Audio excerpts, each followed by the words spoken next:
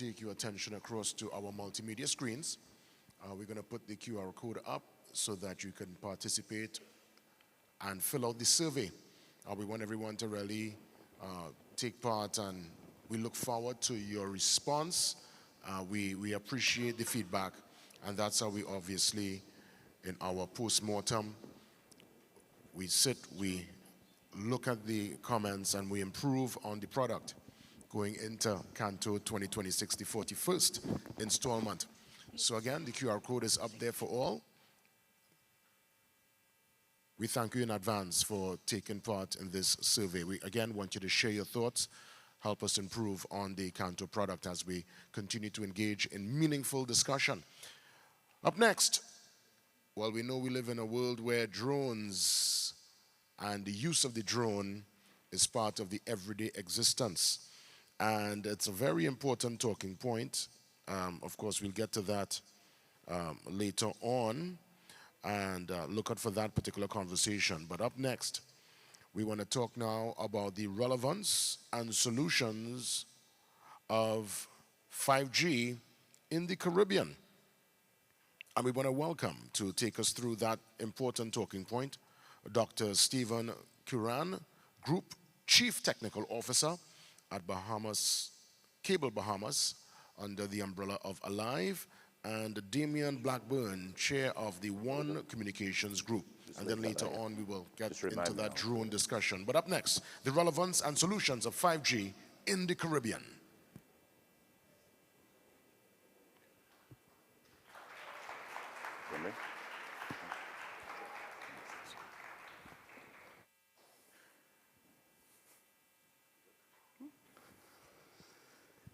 Okay, good morning, everybody. Yeah, good. So, delighted to be here. My name is Stephen Curran. As I said, I'm the Chief Technical Officer for Cable Bahamas, and been doing that for the last 9 years. And before that, I was with Digicel, mostly in Jamaica, but all over the world for 16 years. So 25 years in the Caribbean, all the way from GSM to UMTS to LTE, and now we're talking about 5G and how that's going to work. And I'm delighted to be joined by Damian Blackburn, my partner in crime, for many adventures along the way. And we just want to kind of tease out where 5G, where we are with it now today in the Caribbean, and how it's going to develop over the next while. I've got my own ideas, and just to start with, I have the feeling so far that 5G has been a solution looking for a problem, that there's no real, very tenable use case so far in most of the Caribbean islands. There has been a little bit of it for fixed wireless and a few very specialized areas, but it hasn't really been a mass market technology just yet. And I'd just like to kind of discuss with Damien why that is and what we can do to improve that. So I think, firstly, we heard at the opening ceremony, the Prime Minister of the Bahamas talk about digital colonialization. We all know about the digital divide.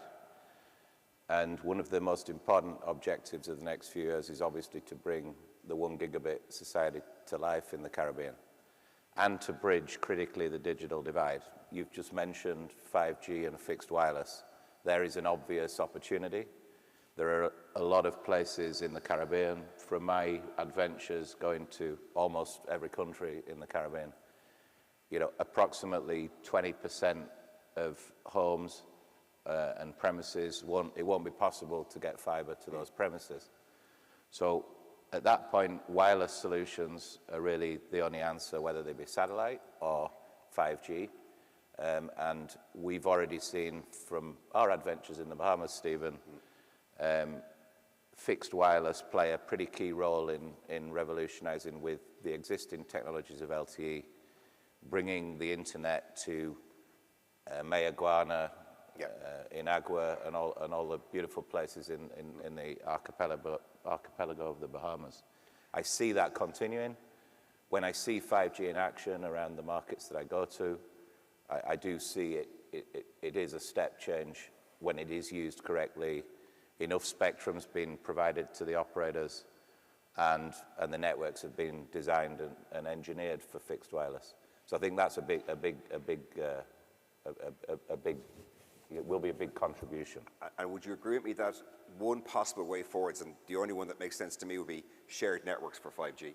That the idea of operators individually building, their own network obviously one physical tower possibly, but then two pieces of equipment on the same tower is pretty much nonsensical in 2025? I think that, at the AGM of Canto in January, for those of you who were there, and those of you who weren't, you may have seen my address, and I was calling for collaboration in the industry. We've launched a beautiful new brand, One, and the Caribbean can be one, and here's an example of where collaboration is going to make the economics of bringing 5G a lot easier. Yeah. There's obviously passive and active radio network asset sharing. Yeah. Well, I was just reading an article before we came on about air travel, that in the the 60s and 70s, airlines had their own terminals. Yeah. Like Pan Am had their own terminal, and you go to JFK, and then looking back at it now, that seems ridiculous. Like, why would everyone have their own terminal? And I think that when we look back, maybe in 10 years' time in telecoms, we'll have the same thoughts. Yeah. Why we don't have two electricity networks? You don't have two water networks. Why do you have two telecoms networks and spend all this capex? Yeah, I mean, I think just moving on from the network side, which I know you love. There are solutions starting to appear now, I think, in the Caribbean that do lend themselves to 5G. Whether we all make any more money out of it is an open question, but there's no doubt about it that smart cities are starting to appear, aspects of the smart city vision in almost every country, and some of those applications require 5G. I've seen, for example, in Guyana, and you'll like this one given your personal interest in combining networks and aeronautics, the agricultural industry in Guyana, the breadbasket of the Caribbean, is being revolutionized by the use of drone technology. But the networks do need to get to 5G so that where live streaming is required, using that drone technology, it can be enabled. The oil and gas industry is another one, obviously, in Guyana, blessed as it is with the rapid expansion in oil and in Trinidad. 5G networks are being deployed on offshore by our company, and the remote monitoring now of lots of activities in the oil and gas industry that used to require eyes to be physically on can now be done with the low latency that 5G brings. Now, you make a very interesting point about agriculture, which obviously is rural, so rural coverage. A lot of other countries like the United States and even in the UK, they have government policies and schemes in place to subsidize rural coverage. The Caribbean obviously doesn't have that kind of wealth. We know that. I don't think I'm talking at the school when I say that. So how do we fund these rural networks? So we mentioned My Iguana there. That's quite a rural is the wrong word to use, but it's quite an isolated part of the Bahamas.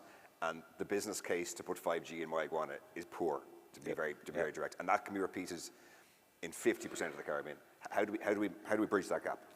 I mean, as you know, the vision of the 1 gigabit society has been developed by the Caribbean private sector organization working with the Canto C9 operator group, led by Lisa. I don't know if Lisa's in the room, who's done a fantastic job in the last 18 months. It's now adopted policy by the CARICOM heads of government that they want to bring about the 1 gigabit society. That's going to involve using fiber and 5G, as we've discussed.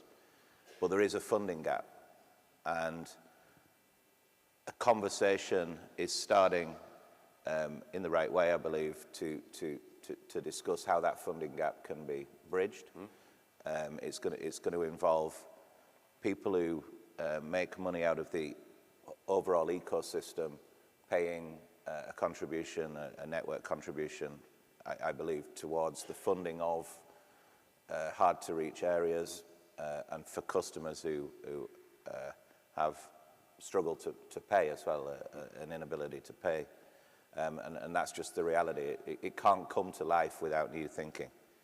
But there's great leadership going on in the Caribbean at both the political, the regulatory, and the operator level, and the private sector organization of the Caribbean are playing a key role marshalling up civil society to explain why it's so important. And do you feel 5G is just around the corner, or are we still a few years away from it? Yeah, I mean, 5G is here. you know, in the company that I represent, we've launched 5G in 2 of our 4 markets. We're dipping our toe in the water though at the moment, and we're learning that we are seeing benefits on the network operation side. There are efficiencies and effectiveness of how you use the spectrum.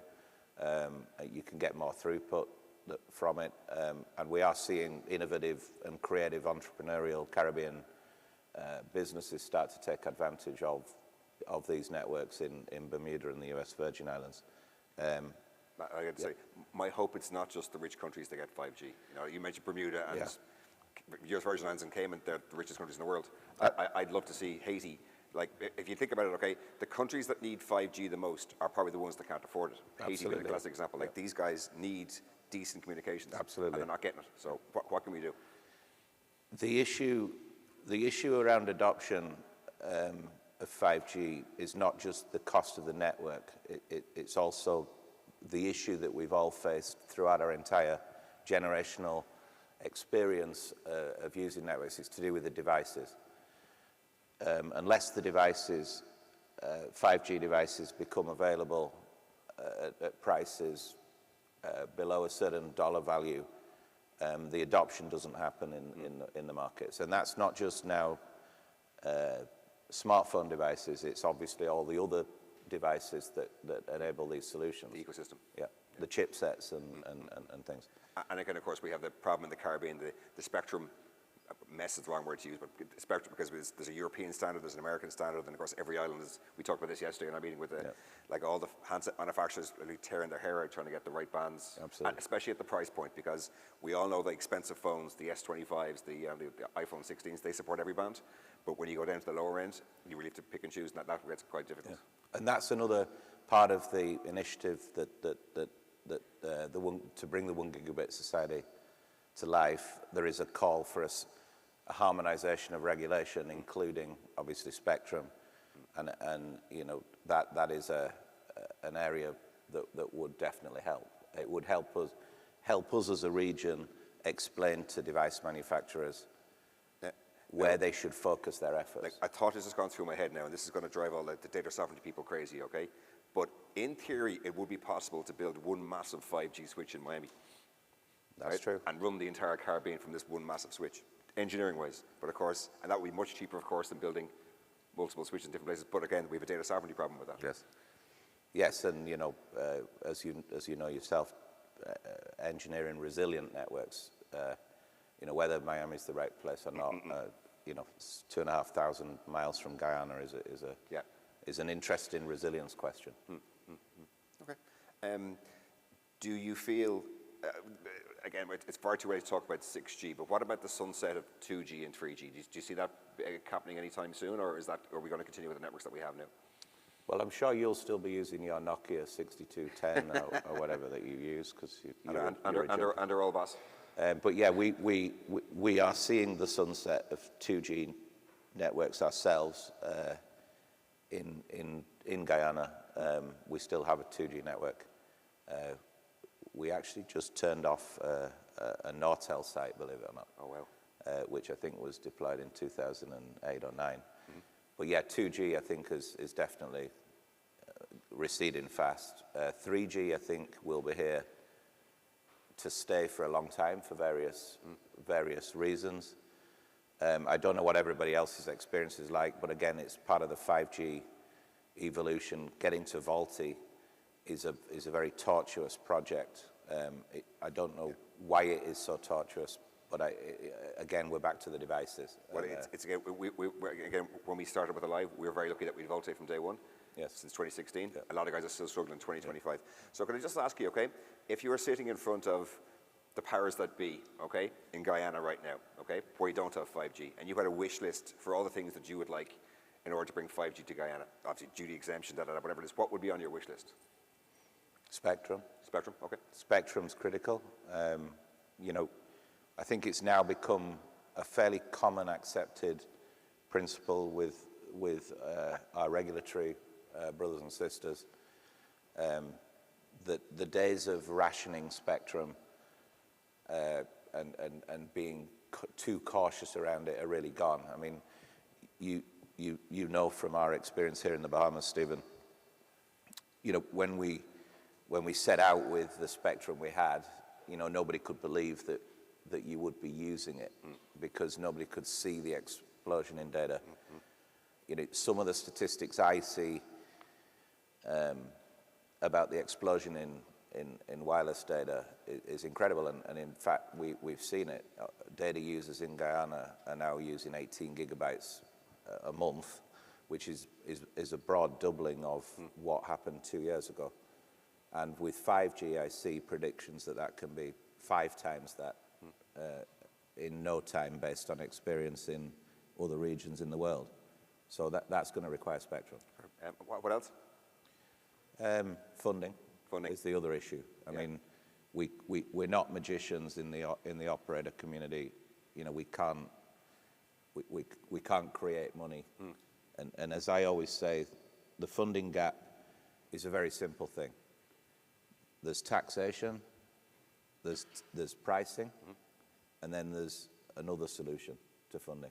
If funding isn't available from the traditional equity and debt sources.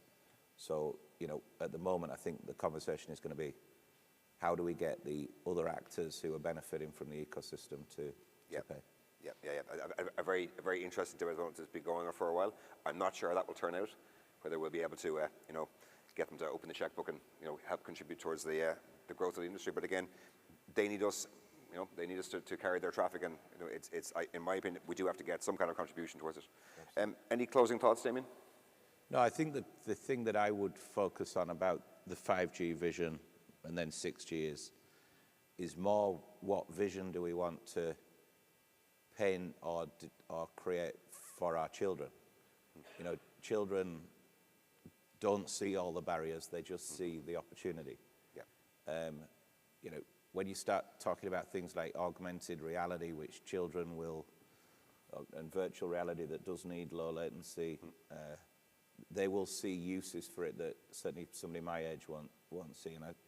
And we need to bring the things to bear that they're going to need for, you know, to develop the economy of that's a very important point, that we're not the target market.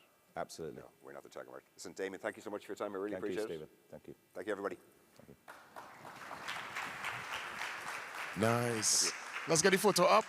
Probably you could just get that photo up. Man, go on, you know. We should just wanted to get a little photo up, but don't worry. Yeah. Let's get the little photo up. Yeah, no. We want to make sure we get everyone on the stage to, you know, just to capture the moment. Again, give it up for our presenters, man. How you mean? That's right. Thank you so much, gentlemen. We're getting into that drone conversation. We want to welcome a colleague, a Jamaican by birth, but he lives out in the Cayman Islands.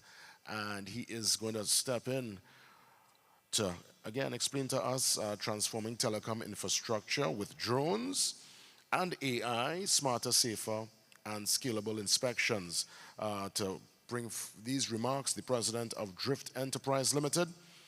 Let's give a warm welcome to Devon McCullough, the drone boss. I thought you'd be coming in on a drone, Devon. Good morning, everyone.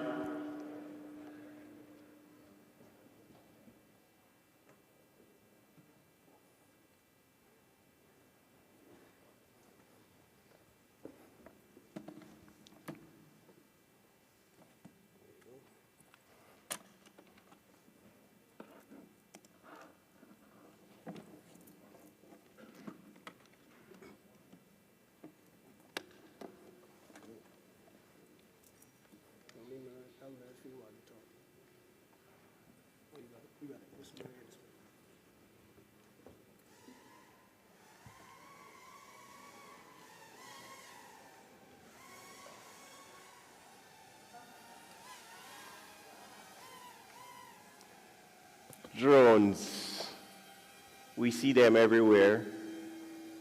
Drones, we think they are a toy, but today I'll jump into the aspects of drones in the telecoms industry, but not only in the telecoms industry, but for every industry today, drones are making an impact. Now, this presentation wouldn't be possible without some key members. I want to say thanks to the Alive team, Cable Bahamas team, for some prep work that went into this presentation earlier in June to make this possible. Now, as I jump into the presentation, a little bit about drift. I'm going to ask someone to catch this drone for me. Anyone, a volunteer? All right, I'm going to bring it to you.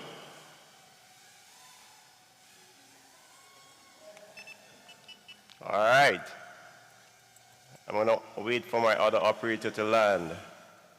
Thank you very much. How was that? How was that, guys? All right. So, a little bit about Drift. Drift is a commercial drone services company based in the Cayman Islands. Started from a passion of fun flying, but now we are a regional powerhouse that focuses on industrial inspection.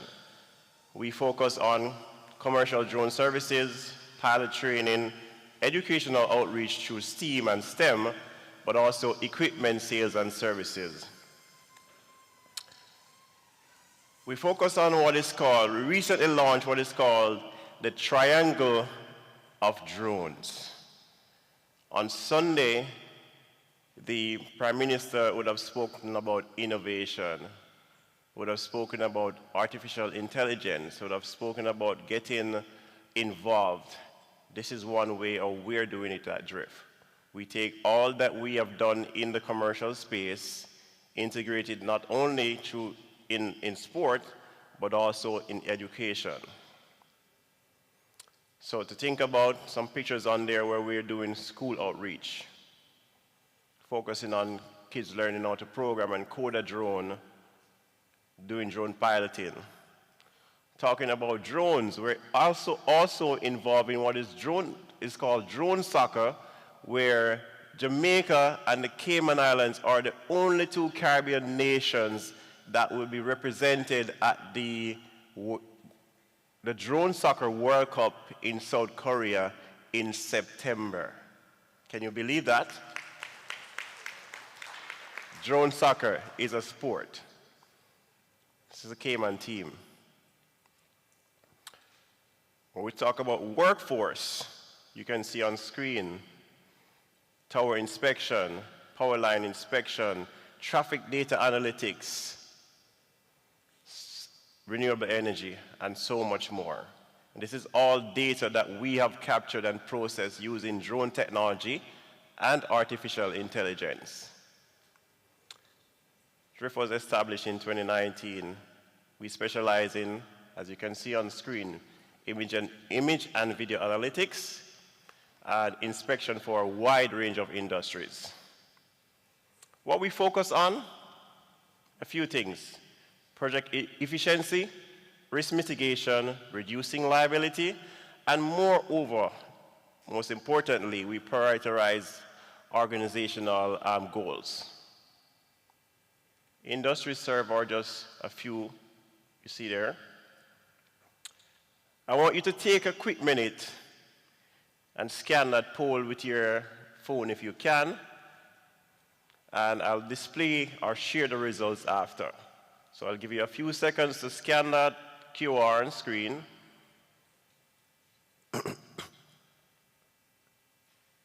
Or take a picture.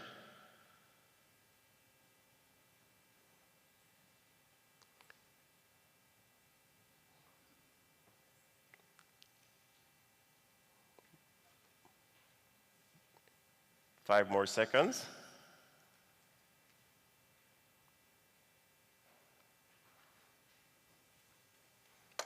All right, moving on. What's the introduction? The digital backbone needs smarter tools. So we all heard it earlier this week. We talk about 5G, we talk about fiber, we talk about IoT, we talk about rural connectivity. But all of this complex expansion of networks needs reliable data, data that is scalable. The traditional inspection today of cell towers or any asset is time consuming, and it also carries risk and it's costly. Experience tower inspection at scale. With the use of drone technology and IoT devices and connectivity, in partnership with our international partners, we have managed to inspect over 300,000 towers. Not only inspect, but digitize them. This means accurate analytics and analysis, as well as it's delivered in a report. What this looks like. We do what is called the data capture, and our data processor processes that data into tower analytics. So, sharing typical workflow or process is drone versus a manual tower climb. With drones, it's automated.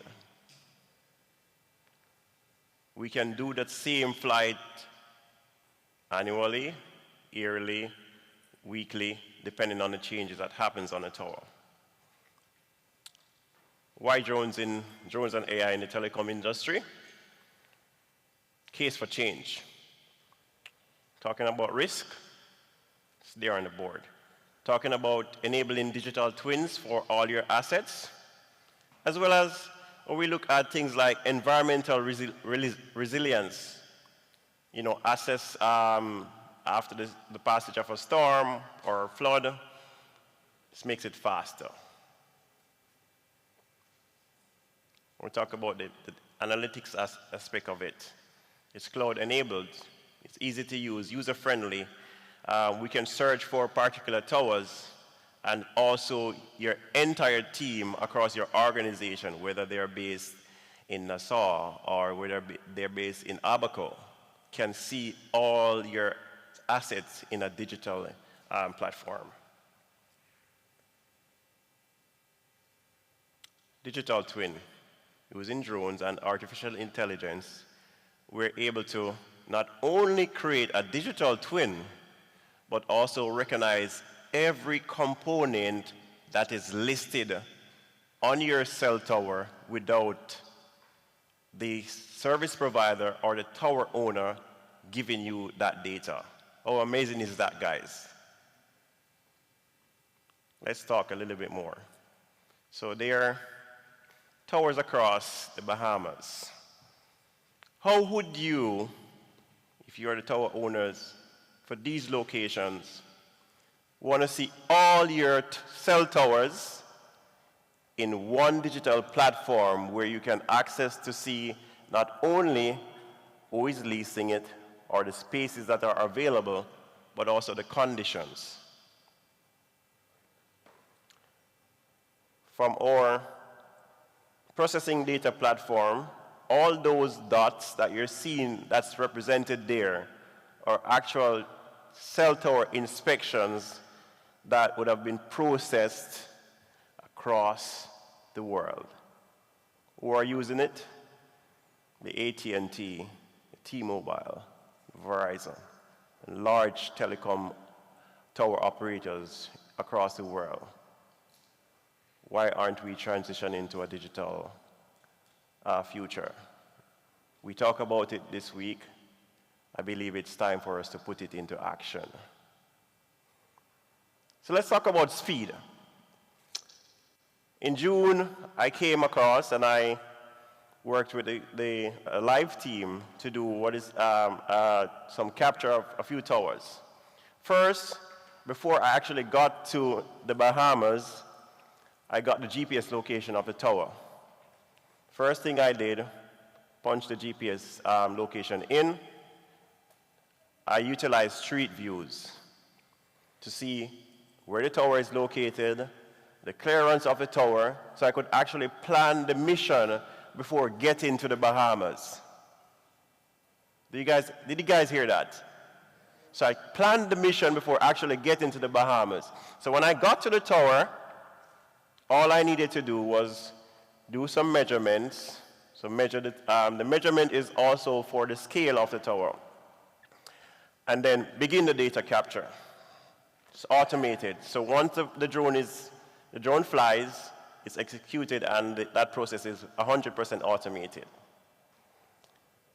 What that average flight time looks like, 15 to 20 minutes, 15 to 25 minutes actually, to capture the tower, and the average data processing time is between 2 to 3 days for a full report. What that looks like, 3 sites we visited in 3 hours. We're able to capture 3 towers within 3 hours. This includes driving to the locations. Let's talk about days and time. Average sites per day, we can inspect at least 8 towers in a day. This is what the digital twins look like. And on to your right is the towers in the platform. Ideal triggers, some are listed on the board for post-storm damage assessment, for post-earthquake assessments, as well as audit before a lease. Global examples, also listed there. What we use, the best-in-class digital twins, 3D models optimized for creation, engineer-grade accuracy, and a patented AI for the analytics. What's there? We can use the artificial intelligence and the data for automated analytics. So everything on the tower is detected, whether it's a light, whether it's a classified equipment, it's all can be detected using artificial intelligence. You can see automated deficiency detected.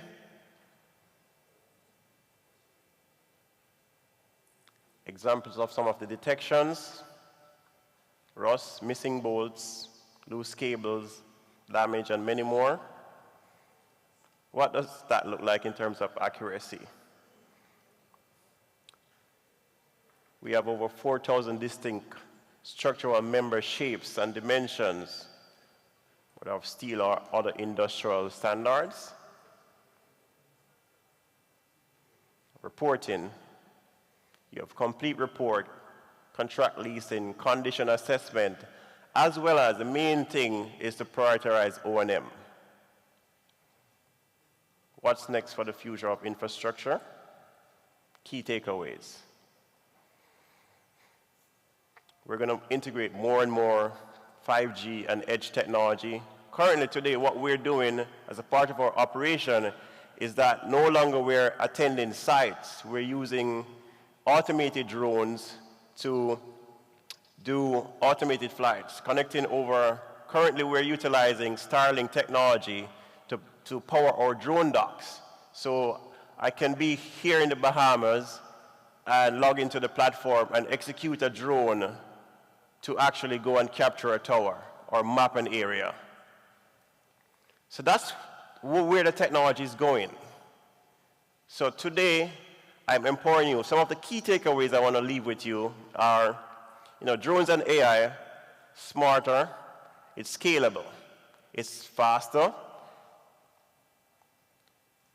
The return on your investment is tangible. A typical tower inspection can take anywhere between 1.5 hours to 3 hours to climb. Typically requires a team of between 2+. A drone inspection before an actual team goes to the tower to climb and do an inspection only needs one person. One person and a drone. That's return on your bottom line. Key takeaways, let's do it right. Compliance isn't just a checkbox, it's a strategic advantage. Right?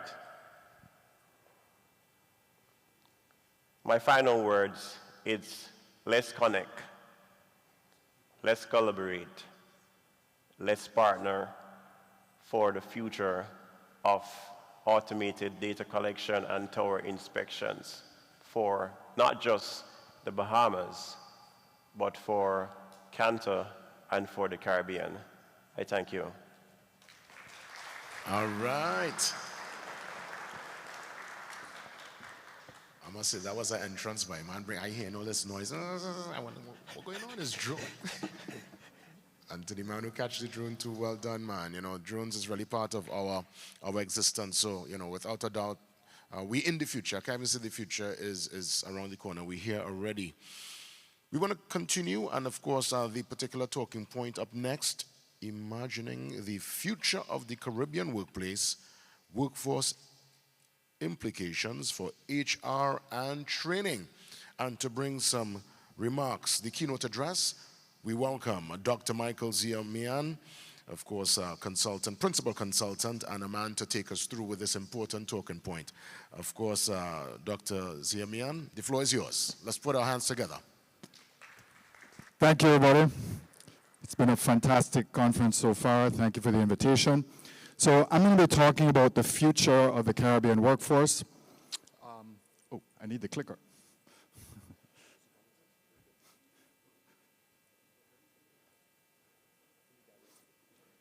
All right, I'll continue until it comes.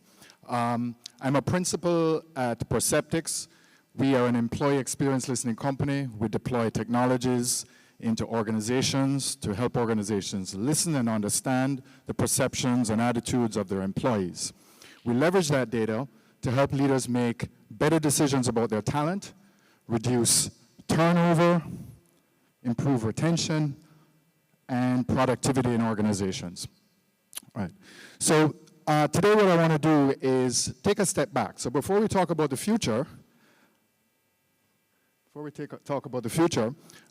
want to establish what's going on in the broader environment, right? What are some of the challenges that we're facing? What's driving engagement? What are barriers to engagement, potentially? And I have some data to show you about where the Caribbean sits, right? So let's talk about some of the barriers. A lot of change. Since COVID, we've been dealing with all kinds of changes in organizations. How we show up to work is much different than ever before. In fact, a lot of organizations to deal with this change are building their own infrastructure to manage and support their employees through all of it. We also are experiencing extensive skill gaps. So organizations are challenged to really find the talent that they need externally. We also have an aging workforce. People are retiring and leaving with the knowledge and skills for the organization. So what do? We got to upskill. We got to focus on training and developing our internal talent, but even then it's challenging, right? You're competing against other organizations that are potentially looking for the same talent. AI is all the rave, right? We heard from one of our colleagues yesterday just about the impact of AI and what it means for organizations.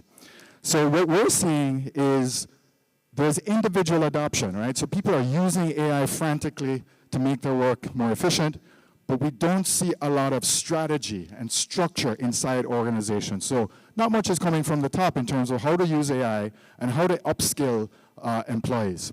So that's obviously a challenge, and all of this impacts how people interact with their employer, how they feel about their jobs, and one of the ways we look at that is by measuring engagement. So here's some data showing where the Caribbean sits relative to engagement metrics. Again, engagement is the extent to which people are bringing their best selves to work, the extent to which they're going above and beyond, and we measure it in a few different ways at Perceptics. The numbers there represent a proportion of people that are positive. So you would say the Caribbean is doing fairly well. On average, 84% in 2024 are positive about their engagement levels. It's dipped though. And when we look at some of the other regions, we can see that countries in Asia are a little bit higher, but our neighbors to the north are a little bit flat, and then Europe is lower and declining. So engagement is one way to look at the health of the organization, but it's not everything. Leaders should be looking at this to monitor the health, but what's more important is to understand what's driving engagement. What are the things that really matter the most to employees? So as you look at this data here, this is our research for global organizations and the Caribbean, and there's certainly some unique things, right? There's some unique factors like pay, workload. All of that is important. We don't have time to get into the nuances here today, but what's more important is the commonalities, right? So when we look at what people desire and what they need to be engaged, they want to feel like their leaders are directing the ship the right way, making good decisions. They want to feel like they're respected, recognized, and valued in the organizations that they work for. And this is a universal human need. They also want a future for themselves. They want to see that there's a career path, whether that be vertical or lateral. And all of these things together drive something called belonging and connection and trust. Psychological trust between an employer and an employee is important. It's critical. It drives people's commitment. It drives the willingness to go and be above and beyond for their employer. Now, what's critical behind all of this is leadership, right? So here's some data around sentiments of employees about their managers. And that's kind of why some of the numbers on engagement are declining for the Caribbean. So employees are looking for the opportunity to provide more of their input and opinions. They want to be heard. They want to feel supported in their career. They want to feel like they're treated fairly. And all of the change that's going on, they need a lot more support. Now, it's easy to just blame managers, right? But in fact, what we're seeing is that managers are stressed out. They are squeezed to the nth degree. Managers are having to deliver more, faster, with fewer resources, okay? This is a frightening statistic. When we did our survey, 60% of organizations are saying that their leaders would rather not manage people, right? That's a big number. And the squeeze is not just global, we're seeing it in the Caribbean as well. So they're being asked to do more with less resources, and at the same time, manage their employees differently, providing them with empathy, with direction and support, all of those things that are critical to developing people. So what is the impact? As we think about the future of the Caribbean workforce, we need to do some things differently. Number one, we need to support and develop our managers. And there are several best practices that I've listed here that we need to be thinking about. The number one thing is senior leadership needs to model empathy so that their direct reports can model that for their people, right? They need to provide resources and tools. We need to be thinking about clear expectations. What does great leadership look like? And then we need to think about how do we infuse AI into the mix to help our managers be more efficient and effective, reduce their stress, and reduce their workload. And then finally, personalized development. Now here's a really important one. As HR practitioners, as trainers, we need to be thinking about how to leverage AI and technology more and more into our solutions, right? So we're seeing across organizations for the first time ever, leveraging all kinds of technology, asynchronous development platforms, and AI-infused coaching. And what this is going to do is going to personalize leadership development. So imagine that you have some device, and you're able to look at that device or that app and see the kind of feedback that you're getting. And within that app, it might have some suggestions, some bite-sized recommendations for how you need to lead differently, right? In addition to that, you may be able to interact with the app, and that app becomes a coach for you. It may tell you, here's what you do to improve this particular area in the first step. Here's what you do step 2, step 3, step 4. And it can give you a very specific plan to help develop a particular area that you are in need of. So all of this is going to revolutionize training and development. It's going to democratize it. It's going to enable organizations to push leadership development further and further down into the organization. And that just means that we can develop people sooner and faster. We can make sure that development is continuous in between training programs. Doesn't mean that training programs aren't vital and valuable. It just means that we can continuously develop people using tech. And finally, we need to transform our culture. And the way we do that is through continuous listening. Now that can take many forms. The most important thing though, there needs to be a strategic priority. Organizations need to say, this is what we're doing, this is how we're going to transform the culture. And the reason that is because the people doing the work know the problems. They also potentially have the solutions, and we need to tap into that. And the way we can do that is through multiple methods. So what might work in a small market may be very different from a large market. There are all kinds of ways to listen. Most importantly, we want to connect the feedback employees give us with actions, right? Oftentimes we listen, but then we don't follow up. And we want to make sure that our employees are included. We want to co-create those solutions with them, get them involved. In fact, that's what they're telling us that they're missing. That's what they need to drive their commitment and engagement with the organization. And then finally, we want to close the loop. Organizations should be communicating, hey, we heard you. Thank you for your feedback. Here are the actions that we're taking as a result of what we heard. And then we need to measure those things and really show impact in terms of business metrics. So that's all the time I have. It's been great. Thank you so much. And next up, we have Melissa and her team. We're going to do a little panel on the same topic. Appreciate your time. Thank you all. Thank you. And as mentioned, we are going to bring Melissa Harris, CEO of Telecom Training Corporation and Caribbean Business Consultants, and the chairperson of the Canto HR and Training Committee. So Melissa Harris, the floor is yours, and you will take us through with the panel.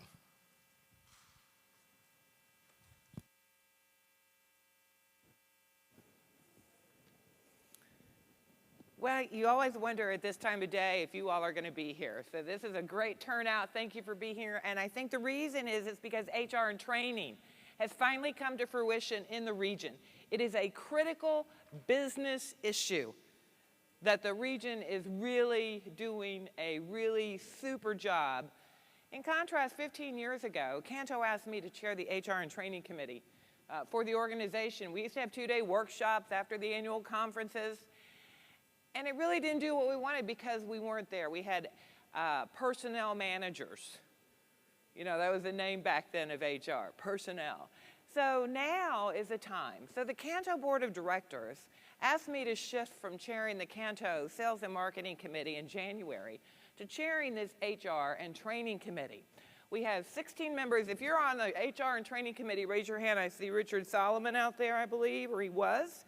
Raise your hand if you were on our committee. Yes, we have a few. We also have 50 people that I've worked with through the years in the region who are focused on HR and training now. And we asked them a few months ago what was important to them. As a result, we have a comprehensive needs analysis showing what our Canto members think is critical. Now, 2 months ago, we had a Canto virtual conversation. We had 4 CEOs. How many of you are BTC? Darren, you know BTC? Darren, show of hands. Ah, he was one of our speakers. John Gomez, alive, he was a speaker. We had an ATN speaker, the former VIA in the USVI, had the regulatory group in Trinidad. So they were giving their issues of what are the greatest HR and training challenges in the region from their CEO and big picture perspective. Well, the Canto Board of Directors said, that's cool, but what we'd really like is a group of HR and training professionals that aren't Canto members, that are bringing a Caribbean regional focus to what we're talking about today. So we have an unbelievable panel. I wish we had several hours to share their insights and for me to go over their bios because, boy, they are way, way impressive. Wanted to let you know, too, after the annual general meeting at Canto in February, we're going to have a 2-day HR and training conference. And we're going to invite and market all over the region. So make plans for you and your colleagues to attend that. Okay, what we're going to do now, I'm going to introduce each of our speakers. So if y'all start standing forward, LaShonta Smith is coming up first. She is the president of Bahamas Society for Human Resource Management. SHRM, B-SHRM. SHRM internationally is the association for HR professionals, and she has done an extraordinary job of leading the Bahamas SHRM. And I also wanted to thank Keisha Knowles, from the Director of Human Resource for Cable Bahamas. She and Richard Solomon both were great in recommending our speakers. So wonderful. LaShanta, thank you. Ahmad Thompson. Ahmad is the CEO of Astute Talent Management. Welcome. Duran Humes is the CEO of TriBlock HR. He had an exhibition booth here at the conference. Hope you had a chance to go in and see that. Okay, I think we're ready to go. Oh, yes. We have our slides that show them up here.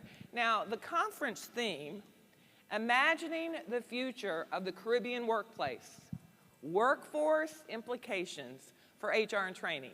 And that's what our HR and Training Committee thought was good, as well as this kind of informal advisory panel we did.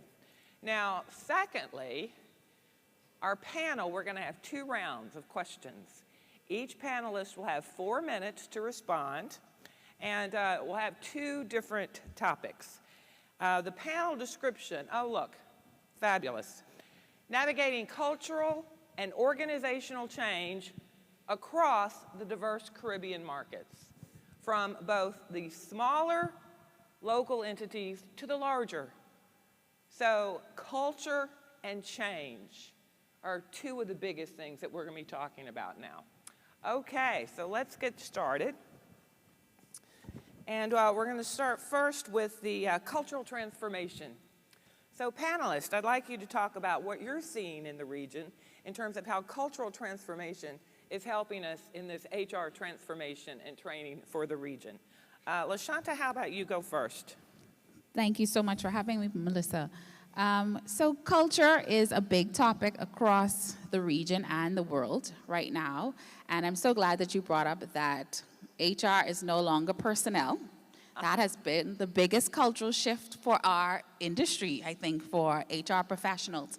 And we know that culture is not just whatever you slap on a mission statement, a vision statement up on a wall.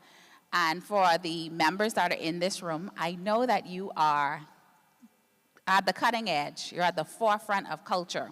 We focus a lot on what we give to the external customer, but culture is really what we think about is happening internally in your organization. Now I'm going to ask you a question. If you had to describe the feeling that you feel after a big team meeting, an all-hands meeting, what would that be? Energized. That's a good one. Don't be shy. Usually, you want to know what the response that I get? I get a sigh. I get an eye roll. Sometimes I even get a sucked teeth. People don't want to really be honest about how they feel about the culture of their organization.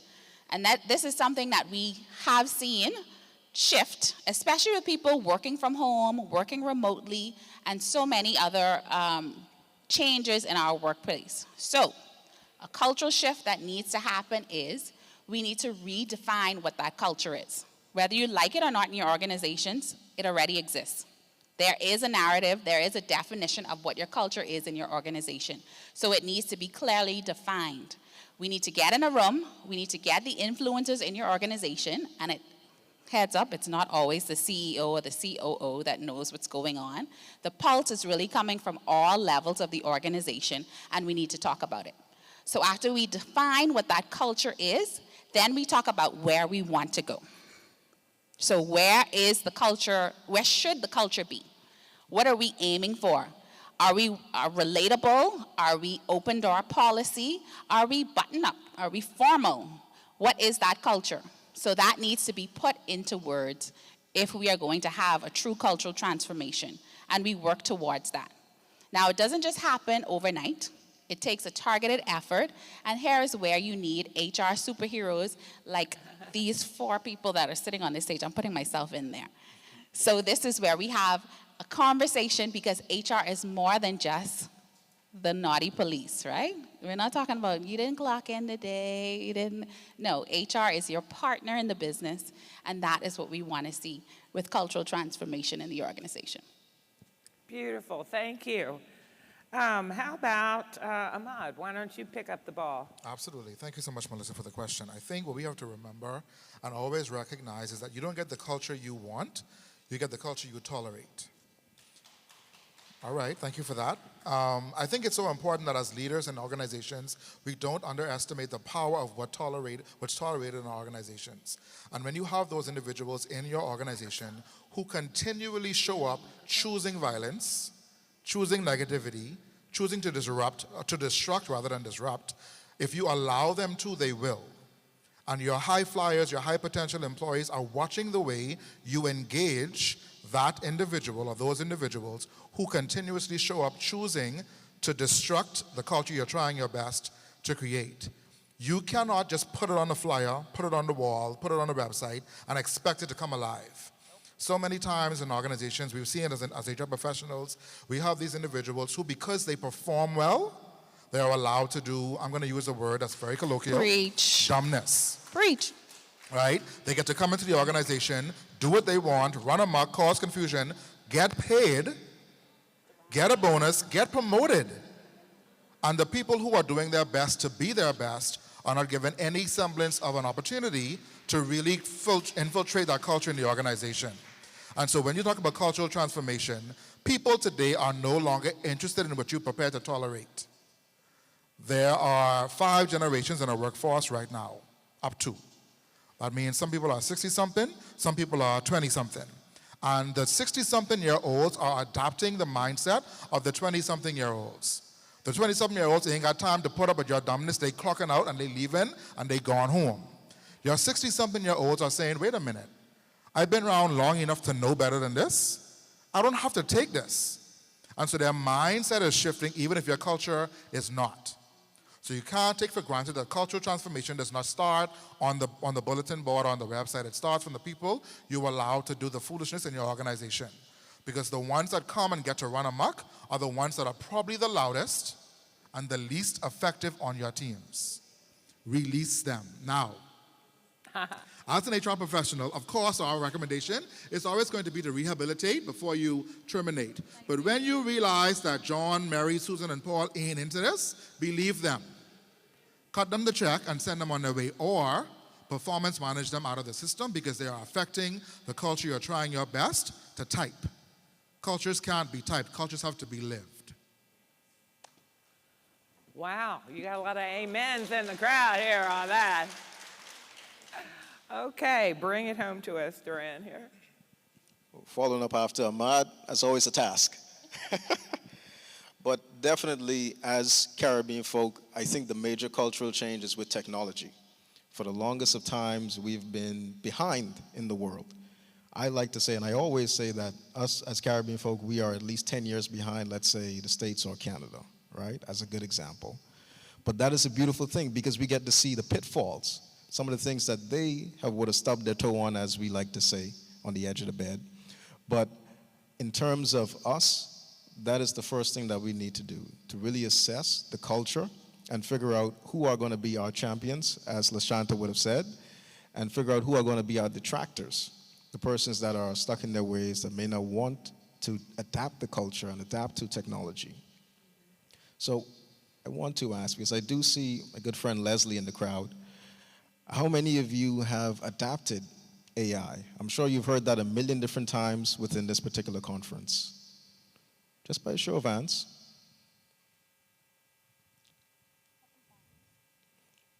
You don't have to be shy. There we go. I see a couple of hands going up. So definitely that is the first step. So you can be the one that takes on that particular role as being the champion within your organization. It doesn't matter if your organization is 100 years old, 10 years old, 50 years old, doesn't really matter. You have your competition taking on the technology and utilizing it to their advantage. So it only makes sense to convince the higher-ups to say, hey, we need to adapt this. We need to actually utilize this internally to make sure that we stay ahead of the curve. Bravo. Thank you. Well, I've been in this industry for multiple decades, and I grew up heading AT&T's national training, and there we were the biggest monopoly in the world in any industry. And things changed, but the corporate model was built on a military hierarchy where the culture was to find fault, catch people in the act of doing things wrong. Well, we've evolved from there. So corporate monopolies evolved from there as well. And one of the big changes we've seen, particularly I've seen in the Caribbean region, is a shift from focusing on what's the policy. You know, everything is follow the form. That's the old model. The new model, a few years ago, customer experience, right? Measuring the Net Promoter Score. We wanted to retain customers and increase their ARPU. So great, we started doing that. We went, you know what? If our culture is to focus on external customers, that's great. But we can't have happy external customers unless our internal customers are happy.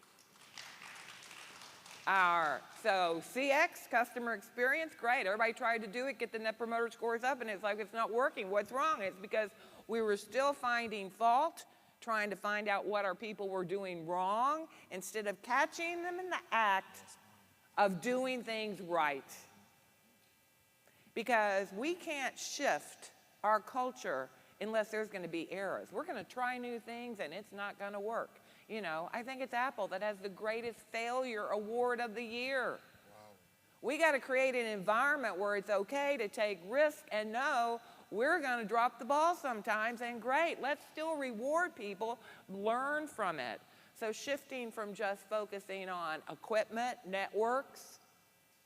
When I first got to the Caribbean 20 years ago, the audience was filled with engineers. We were building the networks. Okay, great, then we've moved. Customer experience, great, but oh darn, we got to take care of the employees. So that's some of the big culture shifts seen here. It's worldwide as well. Okay, let me get off my soapbox. Okay, wonderful. How about the second element? If we are going to work on transformation, organizational change, I thought was up here somewhere, but I'll just tell you. Our next topic is going to be change management. This is great. We all know we need to change, but how in the world are we going to do that? Let's start over here with Ahmad. Would you kick us off on that? Definitely. Change management is something that, one of those things, Melissa, that we treat as a buzzword as well. Accountability, change management, all of these things. I want you to write this point down for me. Information without implementation is intellectual constipation. Many of you are proponents of getting all the data collected so we can truly inform our change management strategies. But when your employees tell you exactly what they don't want or what they do need, we do nothing with the information. We heard Michael talk about Perceptics and the way that we see disengagement on the rise in the Caribbean. It's because we're listening, but we're not doing anything what we've heard our employees say. I'll put it to you this way, Melissa. You have a couple, married couple, or just dating, whatever it is, and I'll use LaShanta and Derek. LaShanta tells Derek, I don't like flowers, send me balloons. But Derek, all his life, has seen his father, his family send flowers to their wives. So Derek continues to send bigger and bigger bouquets of flowers. LaShanta don't post them on her status. She don't bring them home from work. She don't tell her friends all about the flowers she got at work for her birthday. She is concerned about the employees that heard her say she liked pink and purple balloons. And every time she gets a pink and purple balloon for work, she puts it on her status, she brings it home, she shows Lily, and ooh, we're excited. Things are not going to change if you're not listening to your employees as they say what they want or need in the organization. We collect this data, we talk about participation rates and how many people fill out the survey, but year after year, the same issues persist. Nothing changes. Employees become more and more disinterested, leading to them being disengaged. How do we then determine how we shift the focus toward proper change management? What you cannot do as leaders is sit in your soapbox in your offices, in your big corner spaces, and plan change without communicating where you're trying to go as a result of this change. Change in a bubble is never going to be sustainable. It's likely not going to be received well either. So you need to talk to your employees, and you need to engage some of the gangsters as well. Lean in to some of the people who you know just running amok. Because if you have them, they use them. You paying them, put them to work. Find out from them what's working, what's not working as you engage these individuals. Tell them where you're planning to go. It doesn't mean that because you're getting information from them, it's going to change your decision, you know.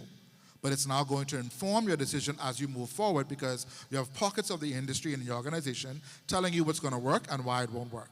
As you get to the point of where you want to go, communicate, communicate, communicate. Over-communicate your vision for where you're trying to take this organization to go. Emails won't be enough. WhatsApp won't be enough. Send it every means you can. Over communicate. Let people get tired of seeing and hearing the consistent message. It can't be that CEO have one perspective, CFO have another, HR director has another. What is the shared vision? How are we communicating that to the people? And is that vision we're communicating already securing buy-in? Find out from the team early on what are the objections to where we're trying to go. Let people see the what, the why, and the how as early as you can. And as you do that, over-communicate that and get the people on your teams to drive that change for you and with you. Excellent. You haven't gone, have you? No? Is it your turn? Okay, you go. Change management. Cool. So again, following up Ahmad, with change management, I'm sure, as all of you know, you've all implemented different projects, right? And you start by figuring out where exactly you want to go, and you work backwards from there. Again, we're going back to something Michael would have said earlier about engagement. If you don't have the employees engaged in the first place, then you're not going to be able to get them to follow your change management plan, all right? Because we're trying to shift culture. That in and of itself is almost an impossible task in some organizations. I'm sure you may have seen or you may have been involved in certain organizations that you said, hey, this culture is a bit toxic. I don't really want to be here, right? This is affecting my mental health. Well, that's a big topic these days, right? But finding persons that can be on the change management kind of champions, those are the persons that you would need to really push this thing forward. And like Ahmad just said, to really reinforce and reiterate that same message day in, day out, week in, week out, and then encourage other persons to start reinforcing the same message. That's how you really get the domino effect for a good cultural change overall, and you get it to be much more effective. Thank you. I agree. I just want to add that when we're thinking about change management, we need to be strategic with the change. So a lot of times we want something that's bright, that's new, that's shiny, but why are we actually doing it? Sometimes we have to take a step back and look at the reason for implementing this change. Are we trying to be more efficient? Are we trying to save time and money? Are we trying to eliminate this workload for this department? Because a lot of times we just want something that's new and shiny. So if we are trying to implement a new system, and let's say we want to change our HRIS system. This is something that I've done recently within my organization. A lot of times we do these things and we don't think about making the change. We're making it a Band-Aid over a bullet hole, right? So you're thinking it's gonna work fine. You're not thinking about who's gonna work on it on the front end. Who's gonna receive the information? Are these people equipped and trained to do so? Will they adopt it? Do they really care? Are they gonna download another app on their phone to monetize or manage their vacation? They're not interested in it. So you have to really think about this before you implement the change. You have to be strategic about it. And a lot of times, Ahmad said it earlier, we're listening, but we're not doing anything with the information. So if you are thinking about a big change in your organization, talk to people. Not just a survey that they're gonna bypass in the lunchroom, not another QR code that you're gonna pull up. Have lunch conversations, mix up the groups, talk to people from different levels so that you really understand what's troubling you, what's the hardest part about this part of your job, how can we make that better, would you be interested in this system? That way you'd have a lot more buy-in, and then we need leaders that walk the talk. I'm gonna say that again, we need leaders that walk the talk. So when I talk about the HRIS system that we just implemented, a lot of times you'd have senior leaders that would come to me and say, oh, you know, I'm not going to put in my vacation. Can you just do it for me? No, I can't. So if you're going to encourage your team to do it, you need to do it yourself. You need to be using the systems that we're implementing. You need to be a part of the change because they're not going to adopt it if they don't see you adopting it. So be strategic when you're making these changes, and we need leaders that walk the talk. And that's what I would say. Excellent. Wow, we've got a sharp panel here. I wanted to mention to you, when I first got into the Caribbean, it was when we were moving from a monopoly environment. Digicel had come, a lot of things were happening. And so change has to come from the top. A lot of times middle managers try to make a change, but unless you have a senior sponsor that's really sincerely behind you, it is very difficult to make that happen. So senior level sponsorship, CEO, et cetera. I just love this story. The opportunity for Digi in Belize, used to be called Belize Telephone, as well as Satar, the operator in Aruba. And they wanted to prepare for competition because selling in a world or living in a world, operating in a world, when you're a monopoly is a whole different game than when you are really competing. And what we did is in both of those environments, we trained the entire organization in multi-day events where we had someone from housekeeping next to customer service, next to IT, next to the CEO, 25 cross-functional people. We're all ambassadors for Satar is the one we did there, and the one in Belize, I think, same thing. We're all Digi ambassadors. Because in a monopoly world, typically it's the tech side of the house pointing fingers at the front line going, they don't know what they're talking about. Back and forth, the functional cross-silo dysfunction. That's hallmark of a monopoly. Well, a lot of our companies, we've moved from a monopoly, and we're still in that change. It takes a long time to transition, but it has to be a cross-functional. Those were the two most powerful events after decades of doing training and consulting in this industry, because all of a sudden you'd have someone from customer service go, I get cursed out every day by a customer on X, Y, and Z, and the engineer sitting in that class who they've never met before goes, oh, that's a simple switch in the knock. I can change that today. So by talking throughout the organization, that is a key for change. Now, the second thing that's the key for change is it doesn't happen overnight. Most people dream, let's change tonight, we'll come in a new company tomorrow. It's going to take years, I hate to say it. And we need our managers supporting it, encouraging it at all the meetings they're leading. This is part of it. And they are coaching their people, because why training gets a bad name is that, oh, well, we trained and nothing happened, because we think it's like for a woman putting on lipstick once, it's going to stay on forever. No, we got to keep revisiting it constantly, constantly, constantly, and then it will finally change. Okay, why don't y'all pick out what you want to wrap up, your favorite thing you want to share that will change their lives. Who wants to go first? Please. You leave it up to me. You go after me. Duran says he's going to go after me this time. I think when we look at cultural change and change management, if we're going to transform our organizations, it begins with us. So think about it today. What's one thing that you can recommend to your organization and that you can see all the way through? Because the change is going to happen. We're in the space right now where change is inevitable, right?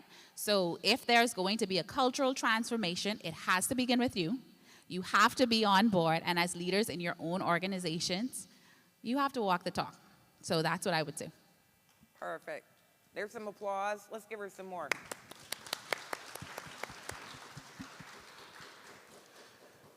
Definitely, you guys have heard some great points today. So take it back to your organization and start to implement it. Don't let this be another conference where you just show up to look pretty and laugh with other people and drink the drinks at the parties that we would have attended, which were very fun, by the way. But have it be something to where you introduce real change, because like LaShanta said, it all starts with you, internally in the organization, and making sure that you then encourage your colleagues to also become change agents for the better. Thank you. Let's give him applause, too. I would say that if we're going to effectively usher in change and cultural transformation in organizations, we have to leverage the talent within the organization. You have a multi-generational pool of talent in these organizations around this Caribbean, and in this Caribbean region lives excellence. There's no need for us to bring in, help me, Holy Ghost. Maybe a few Look within your region, look within your organizations, look within the places you live, because in those countries, in this region, in these organizations, is the talent you're looking for. The problem is we've not tapped into that talent enough, right? leverage the talent within your organizations. This is the sweetest time to be in HR, to be a leader, to be in any position of leadership, because all you have at your disposal is knowledge, insight, and vigor. You have young people who don't have time to waste. Tap into that. Tap into that quickness, that efficiency. You have older people who have institutional knowledge that will not be found in a textbook on a website. Tap into that. And once you tap into those things, marry these audiences and cause the transformation to really come from within. Older people are not dispensable. Younger people are not disloyal and have no stickability.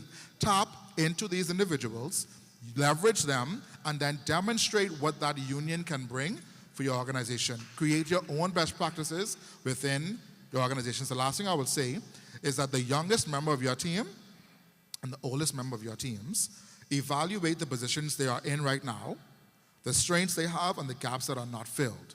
I am certain that within the two of them, they can fill each other's gaps and they can magnify each other's talent. Leverage the talent you have in your organizations. Do your best to be your best every day. Stop tolerating foolishness. Promote sense. Do the right thing. Be honest. Be examples to your team members. But most importantly, leverage the talent within your organization. And if you need help, call us. Wow. Okay. Why don't you go ahead? Duran, will you please stand up? Ahmad, will you please stand up? And LaShanta, will you stand up? And now everyone else stand up and give them a big round of applause. A little stretchy here.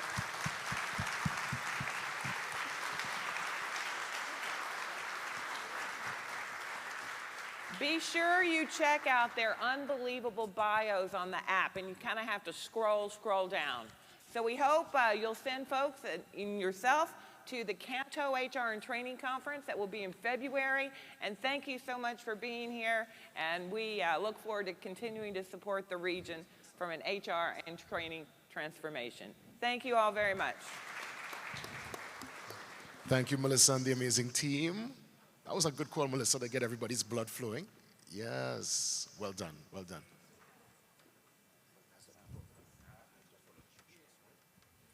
All right, so we continue with the program, and let's move now into the SIM swap dilemma, solving the problem before it hits your network. And in that regard, we welcome the head of sales at Clear Sky Technologies. Let's make some room for Tony. Tony, the floor is yours.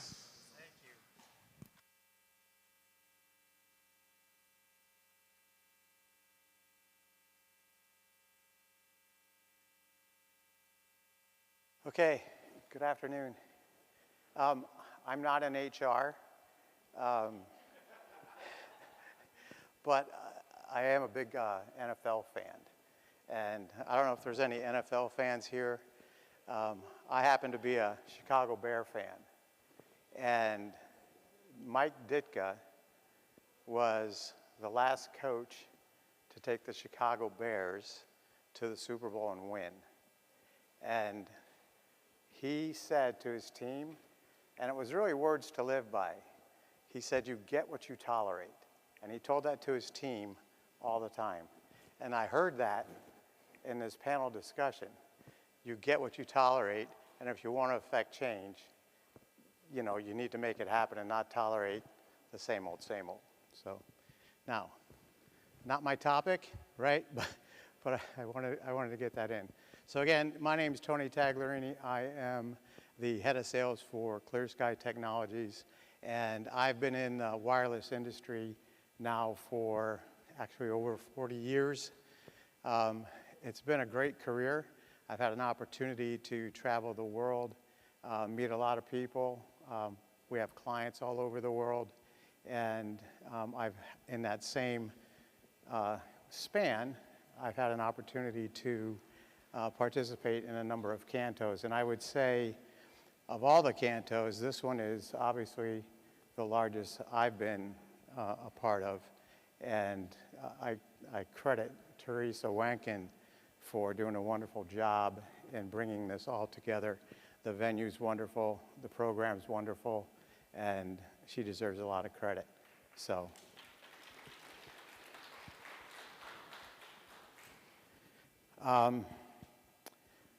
Also, even though I've been to Canto a bunch of times, this is the first time I get to speak, so I'm kind of excited about that. So let's start with the presentation. And so what we're really talking about is fraud, right? Fraud comes in many shapes and sizes in telecom. What we're going to focus on today is wireless fraud, and specifically SIM swap fraud. So I think it's best to first establish the scope of the problem, because I don't really think people have a good grasp of what the problem is in terms of its magnitude. And so these numbers that you see highlighted, and I've broken it down into 3 regions. So there's global, there's the US, and there's the Caribbean. And so globally, wireless fraud accounted for about $30 to $40 billion a year. That's a big number, right? In the US, it's about 1/10 of that, right? Also a big number. And then you look at the Caribbean, and the numbers in the Caribbean are a little bit harder to dig down and find. But based on my research, all roads pointed to the wireless fraud being about 150 to 300 million. So what some of you may be thinking is, well, wait a minute, you know, ours is only 150 to 300 million. That's not so bad, right? I mean, look at the US. They're 3.6 billion, and globally it's 30 to 40 billion. And if you had that mindset, you'd be wrong. And the reason why is when you drill down and you actually look at the numbers. So this chart here shows the amount of fraud, wireless fraud, per subscriber, per region on an annual basis. And the way you get that is you look at the annual fraud, so globally, right, I said it was like 30 to 40 billion, and you divide that by the number of subscribers on the planet at the end of 2024, which was 7.5 billion. And that gets you to around $5 per subscriber per year, right? Then you look at the US, not doing so well, right? We do the same thing with 3.6 billion in fraud, and you divide that by the 395 million subscribers, and you get to somewhere around $9 per subscriber. And then you look at the Caribbean, and if for those of you who are thinking 150 to 200 million in fraud isn't, you know, a big deal, when you drill down, you actually can tell that it is a big deal. So you're more than double what we see for fraud on a per subscriber basis globally. So putting a finer point on it and sort of drilling down to SIM swap. SIM swap globally is 5 to 10% of fraud. In the US, it's 150 to 250 million. That's just the SIM swap, not wireless fraud. And then in the Caribbean, again, the numbers are kind of hard to find.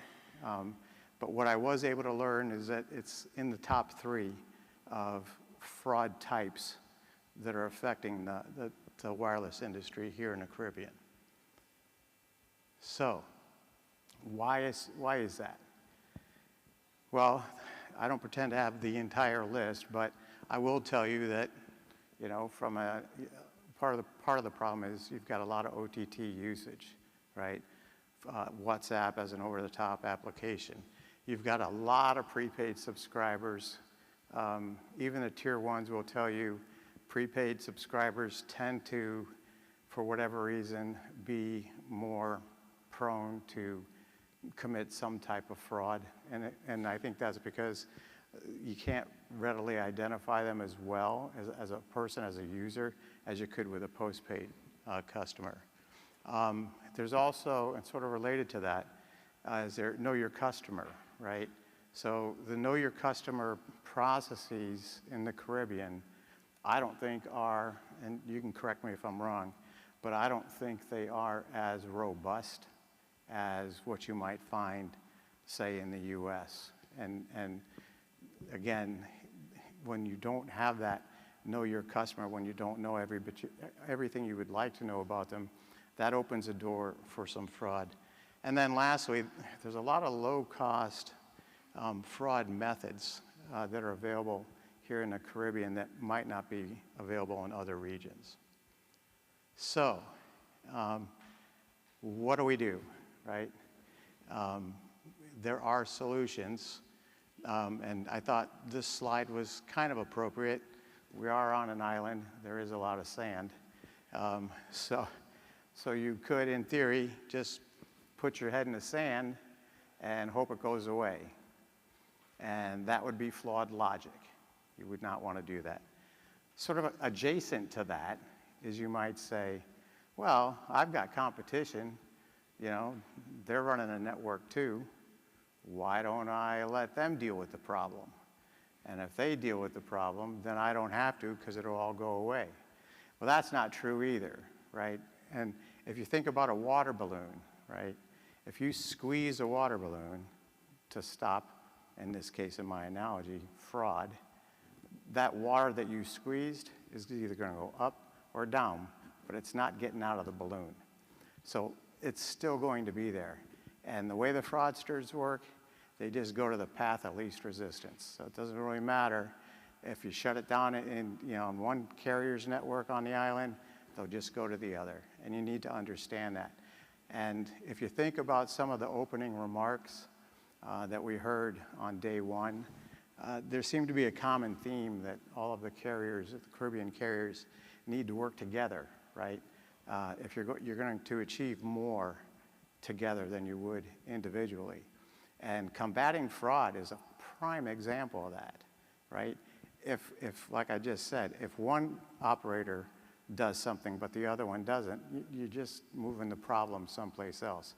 So really every operator in the Caribbean needs to attack SIM swap fraud because it's not going to go away and it's only going to get larger. So let's just dispense of the put your head in the sand approach and talk about some potential solutions, right? So I made this table. It's pretty simple.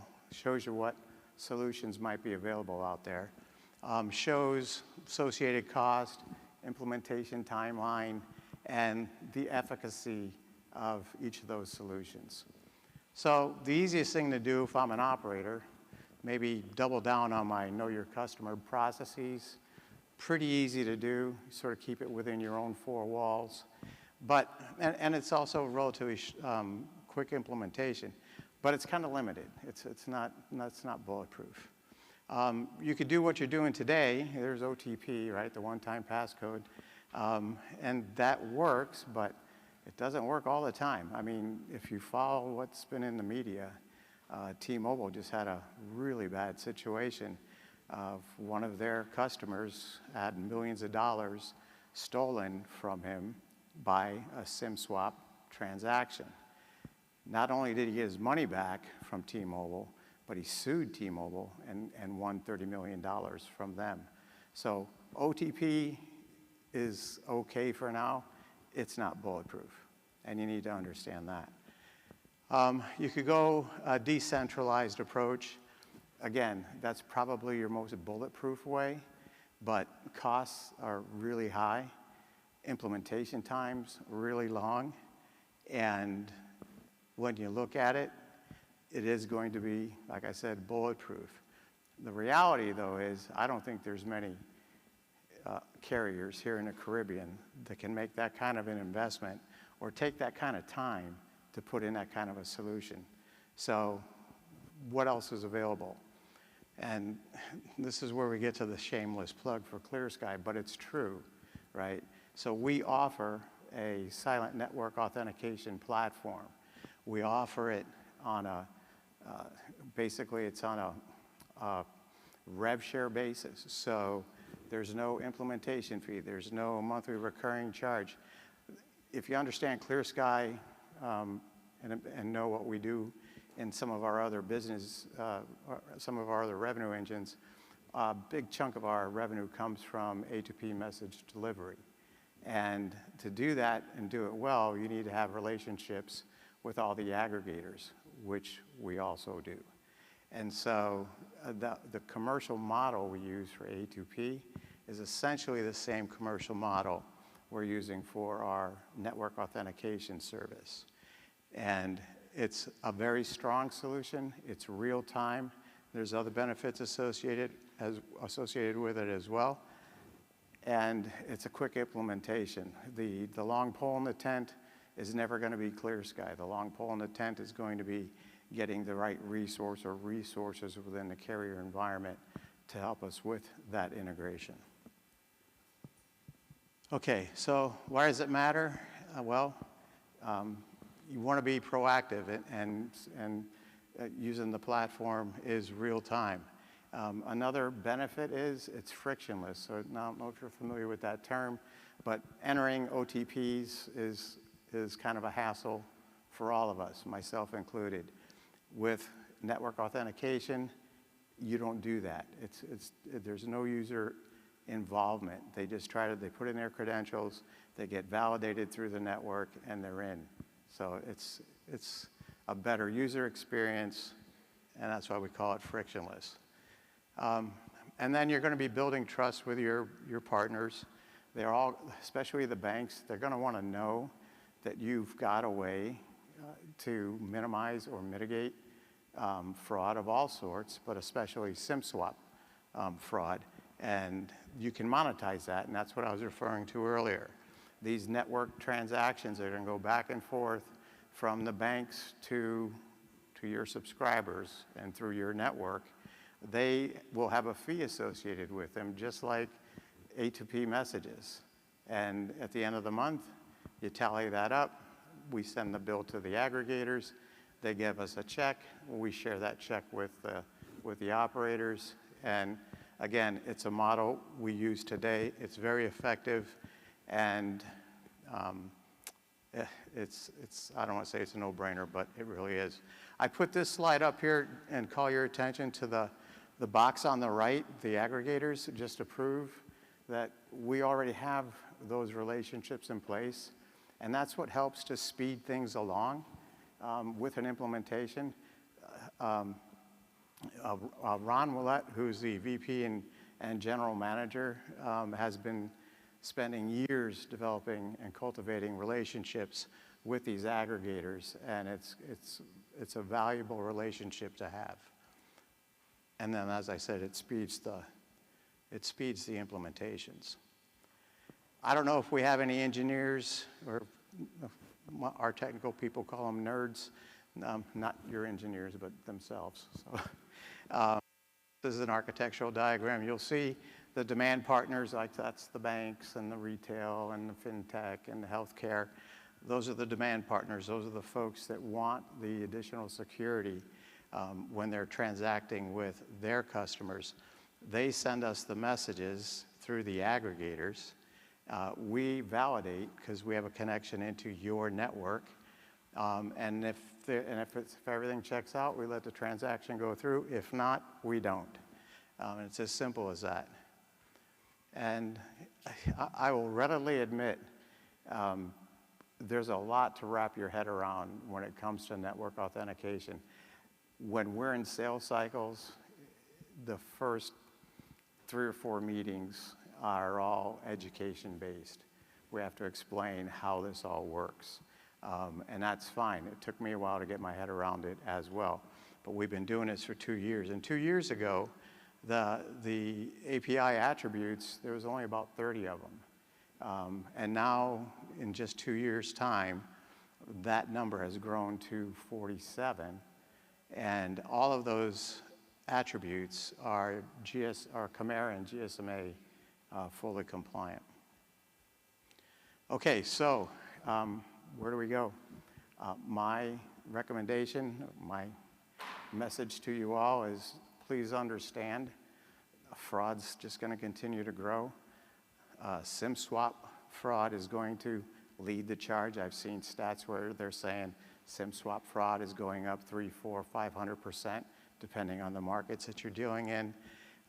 And your customers, just like I'm sure you all have credit cards, when your identity gets hacked, the credit card company sends you a message, right, a text or something, and it says, hey, did you make these last 2 transactions? Because it doesn't look like your profile.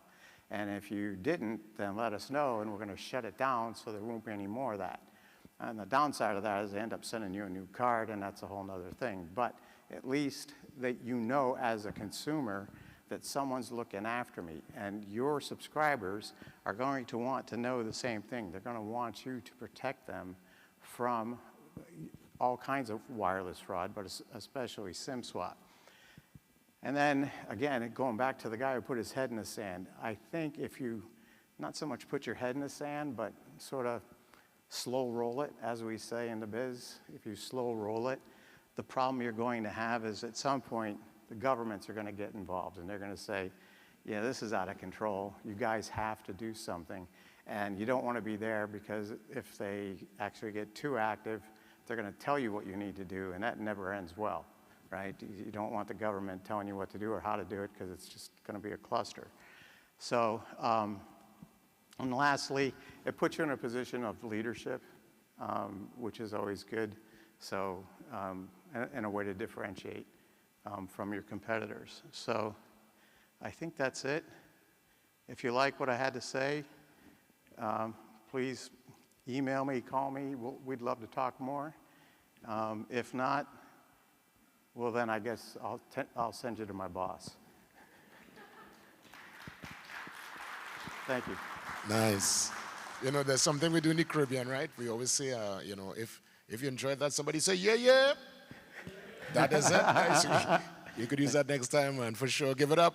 Of course, we continue with more, and we want to welcome Faisal Salawu, Director of Carry On. He's dealing with the global travel. It's a seamless roaming eSIM. So it's a very important and interesting talking point. Let's give a warm welcome to Faisal.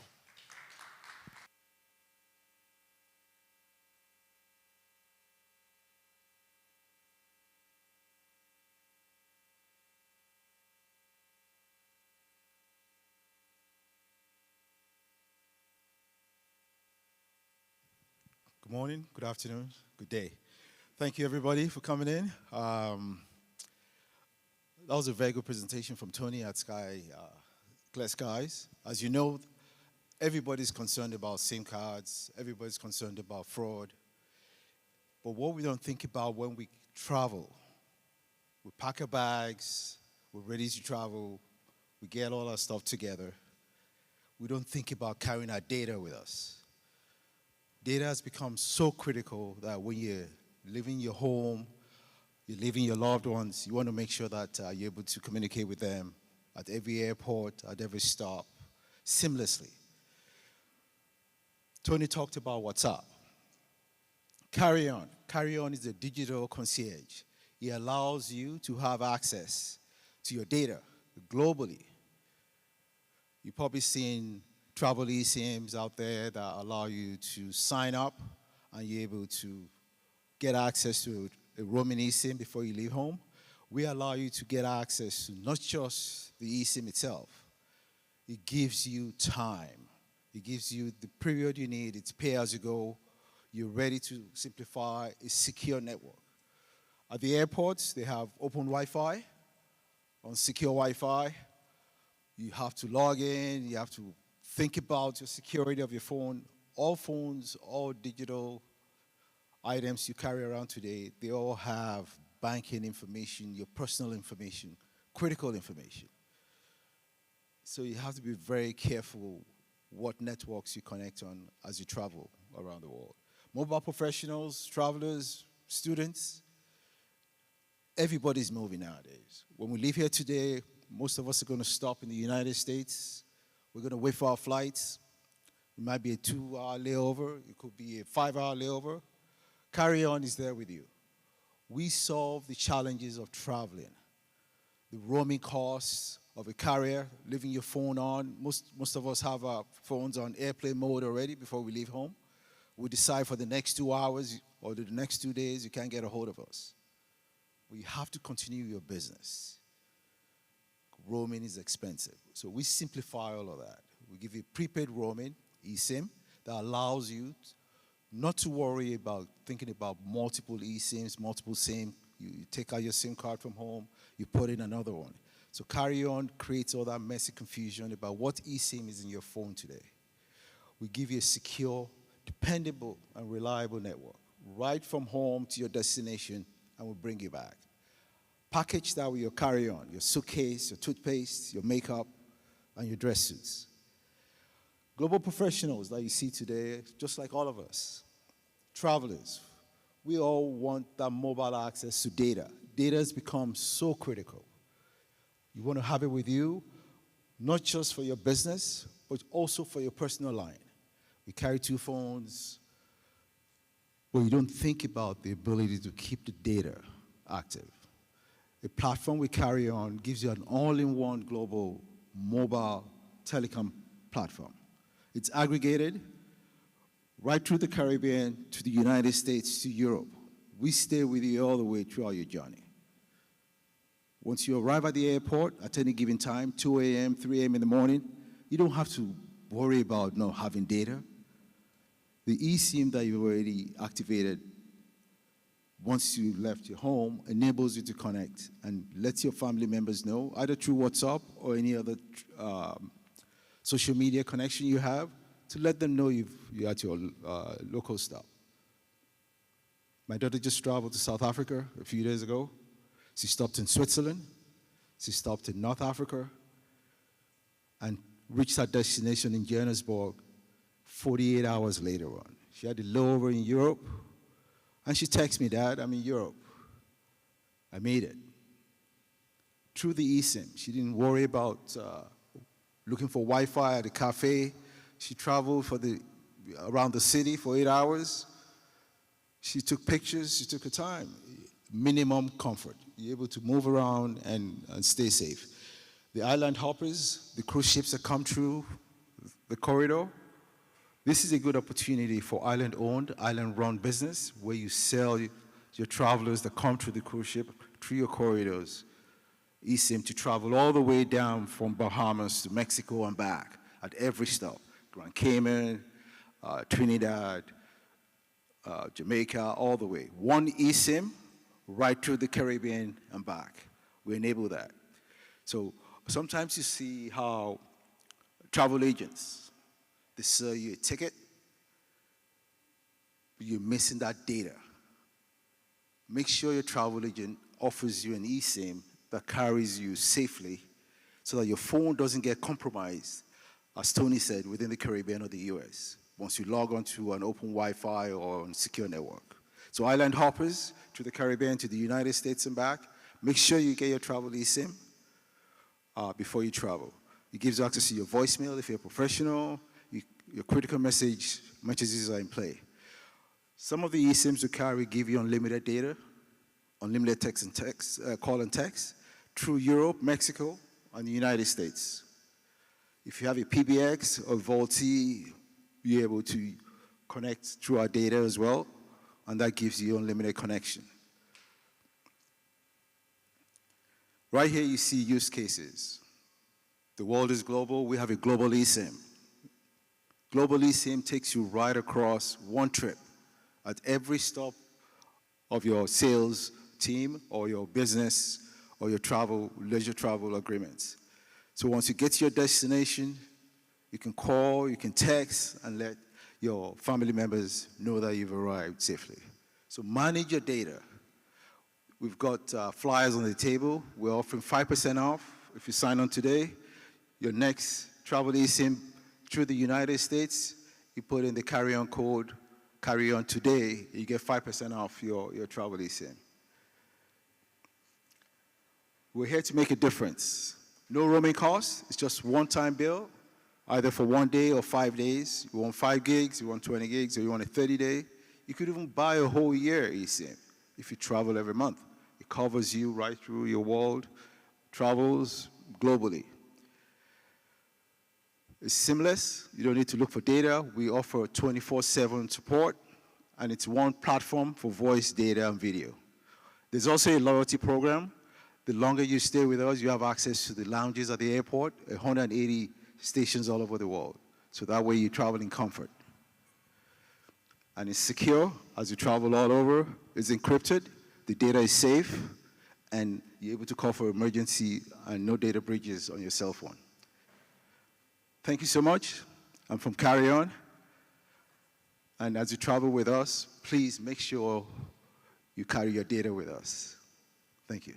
Enjoy your day. Thank you, Faisal from Carry On, telling us about the, yes, my friend, telling us about that seamless roaming eSIM. We move on just a few more before we officially conclude and pull the curtains down on Canto 2025. Let's welcome, dealing with the ESG Initiative Update, Janice Asraf, the chair of the ESG Working Committee, joins us next. Let's give a warm Canto welcome to Janice.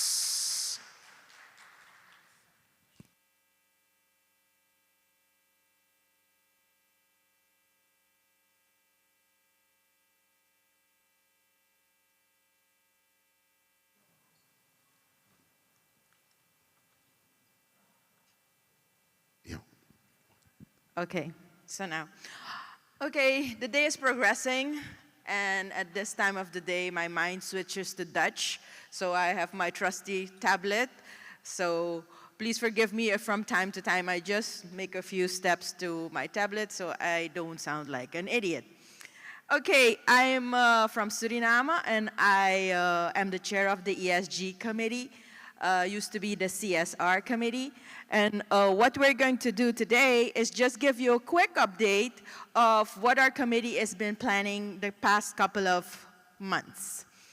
It's our time to lead. Most of the companies here, most of you guys, are already doing so much for your communities, innovative solutions for your communities to give back. We don't just make money, which is a good thing, of course, but we also give back to our communities. These are a couple of headlines, couple of headlines that I've just taken from the internet.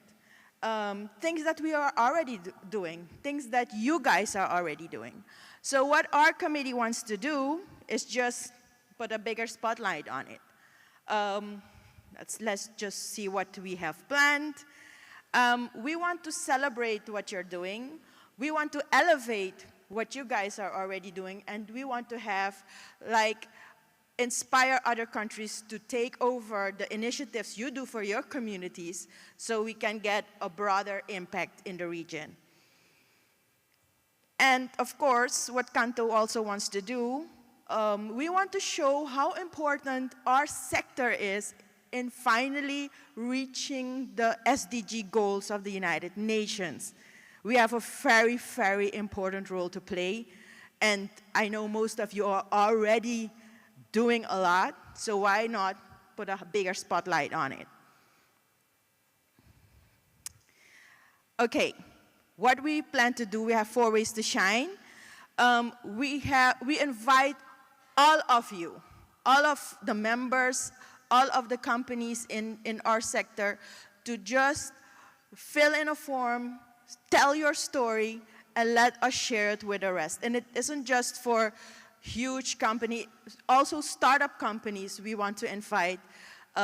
You can make a very big impact. So look out for the messages that we will be sending to you guys, and feel free to tell your story. We also have an Emerging Leader Award. That's what I was mentioning about the small startup companies who already want to make a big impact in their community and already doing a lot. Let us help amplify that. These are the 6 criteria that the judges will be looking for. Is your project aligned with the SDGs? We will judge it on innovation and creativity. And of course, we're in the tech sector. The use of technology, the measurable impact, we have to show what the impact is, of course. Sustainability, that's very important, and scalability.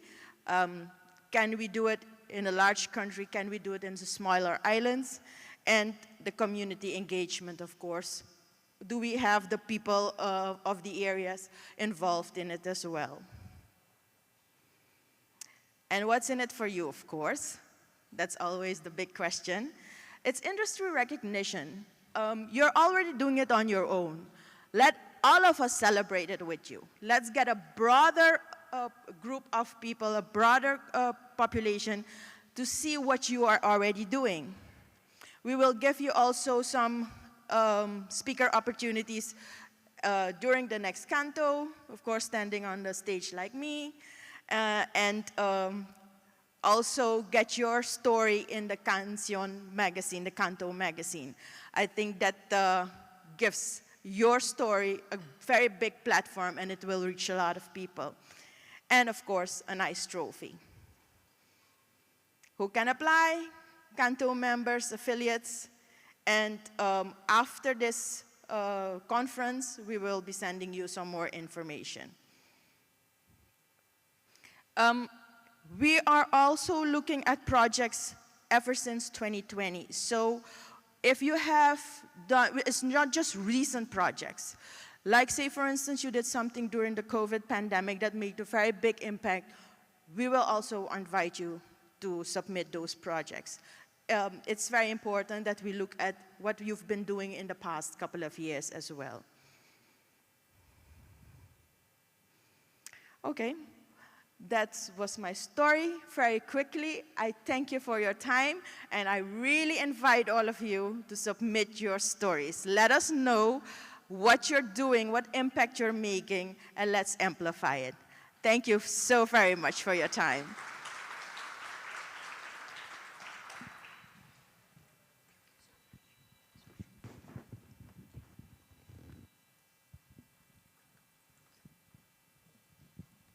Thank you so much. So we're getting ready for the, I believe, finale.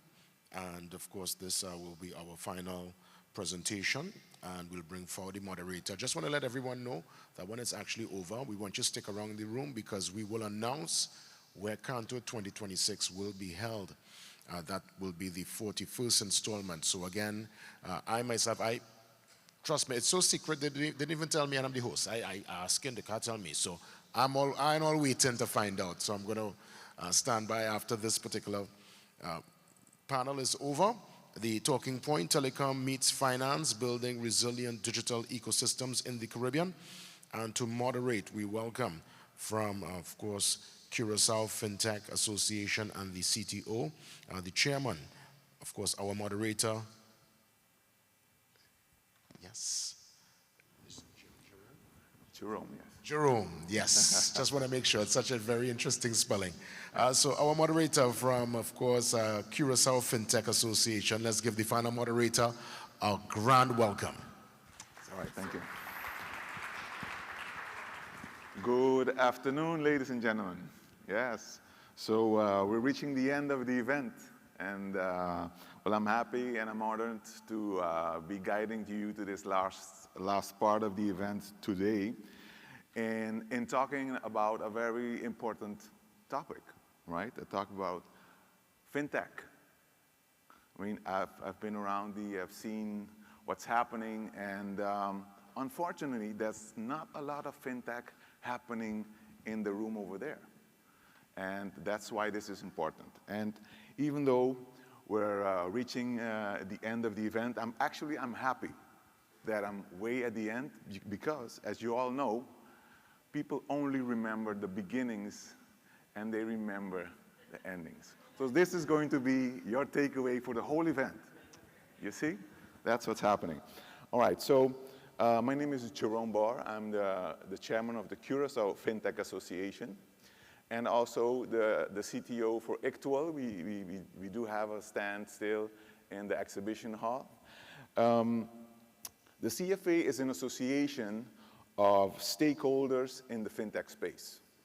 Yes, and our members are, for example, FinTech innovators like ourselves, payment service providers, academic institutions, our university in Curaçao is also a member. We have tax and legal specialists, et cetera, all part of the FinTech ecosystem, because fintech is combining worlds. It's combining technology, it's combining finance, it's combining legal. And that's why we have all of those experts coming in a few minutes to join us. Yes, we believe that a digital economy will deliver benefits that go beyond everything that we are experiencing today. I mean, someone said technology is overcoming us. We just need to go with it. I don't believe. I believe we need to build it. We need to create the version of it that we want to have. Okay, so building the telecoms infrastructure, building the financial infrastructure that way that we want it on our own terms. Okay, so without further ado, as we don't have a lot of time, and I know I heard some grumbling here and there, so there's food at the other side. So let's invite our panelists. From the regulatory side, we have Lindsay Ward.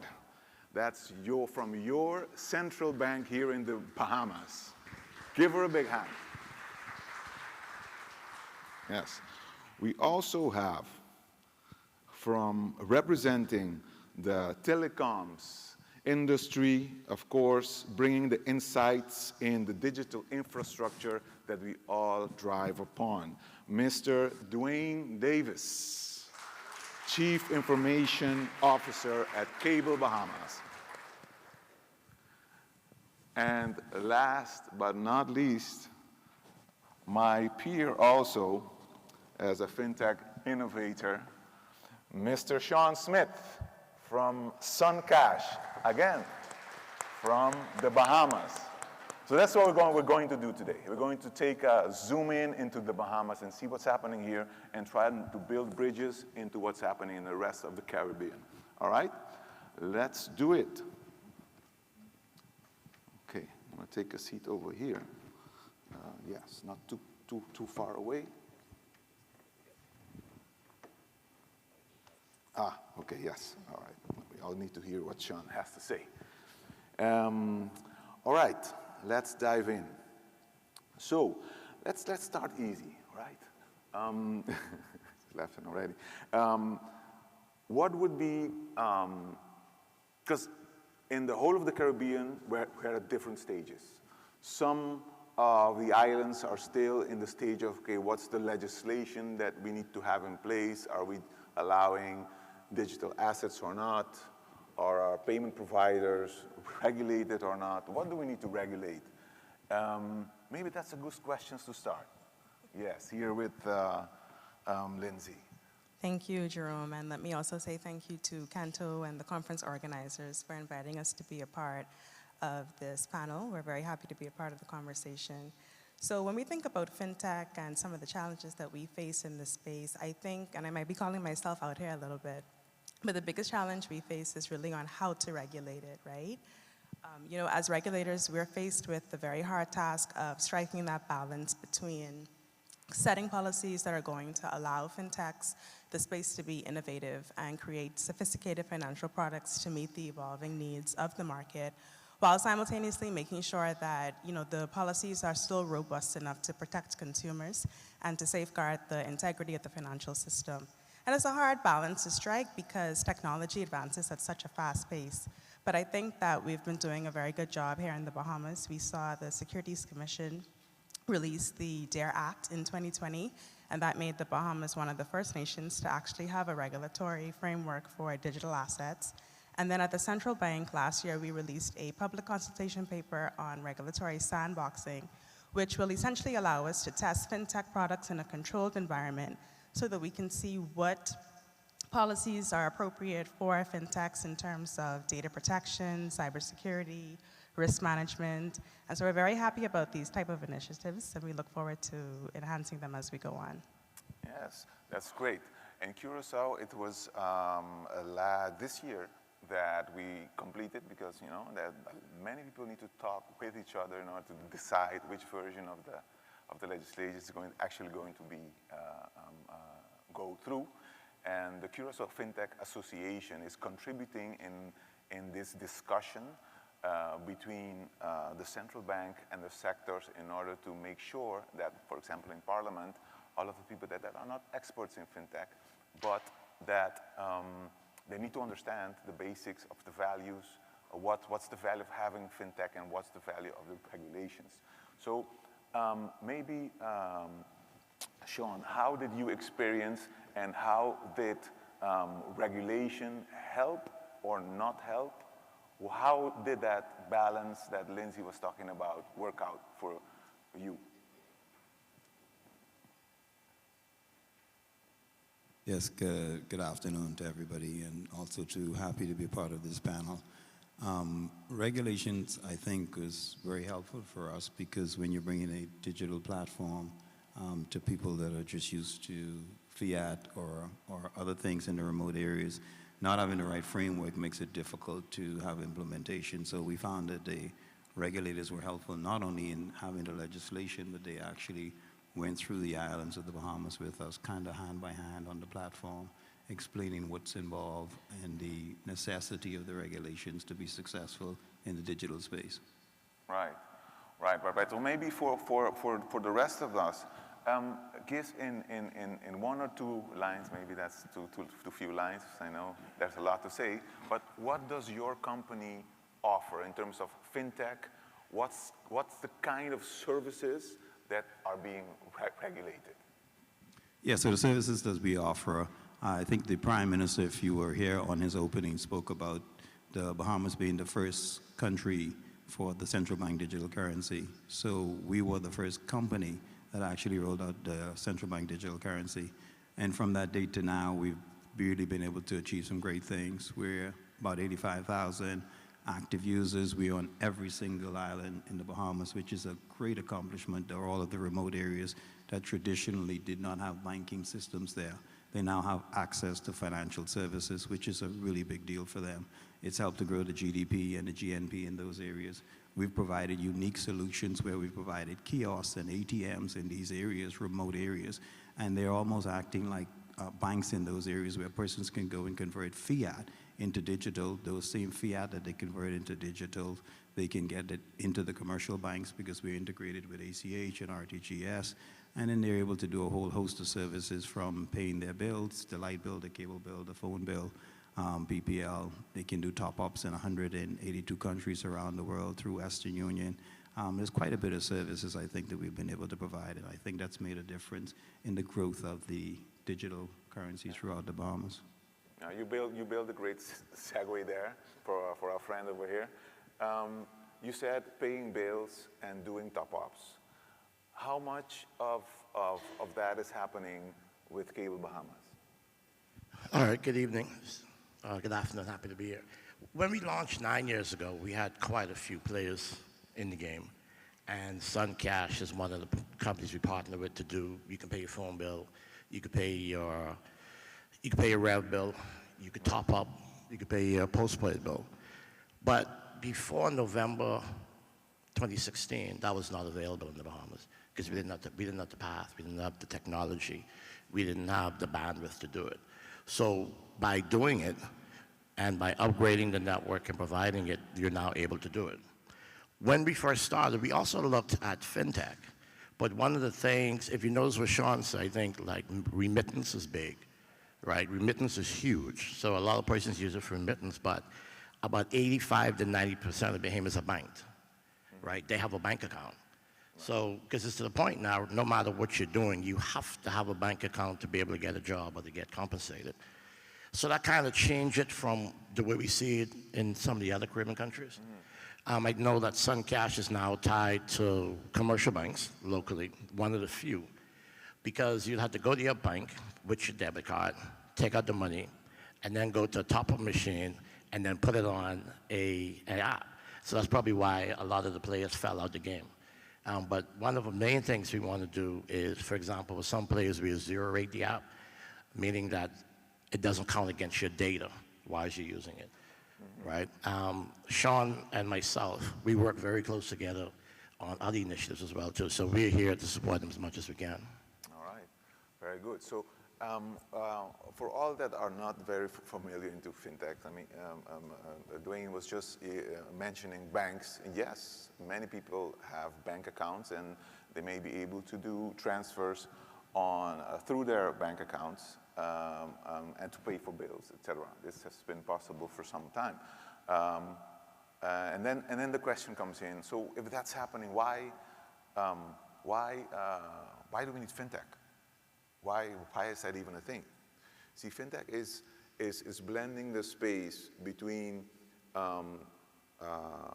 what banks typically do, but there's so much room in the experience between moving money and how the end user chooses to make these transactions, right? People need choices. They may like online banking, maybe they like cash, but they may also like to go to their grocery store and be able to do something there. So there's so much space, and fintech is filling the gaps when it comes to how easy is it for me to do it? When can I do it? You know, banks close at some point.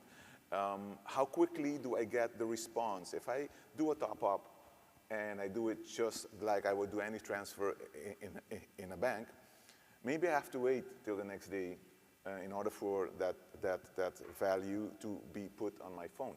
So blending efficiency, safety, because KYC is also part of the whole scala of what fintech is doing, and convenience.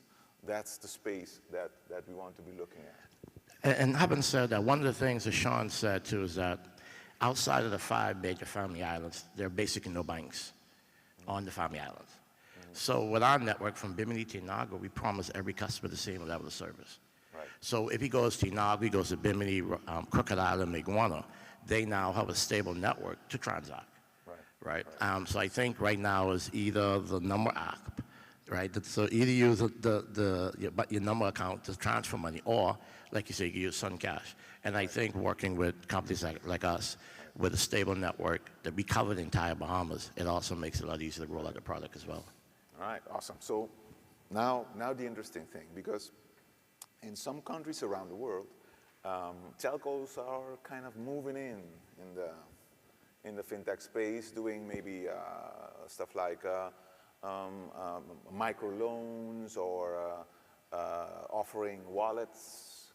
You know, and I think in Aruba, you have that situation a little bit, right? As the local telco also is running a payment wallet or the related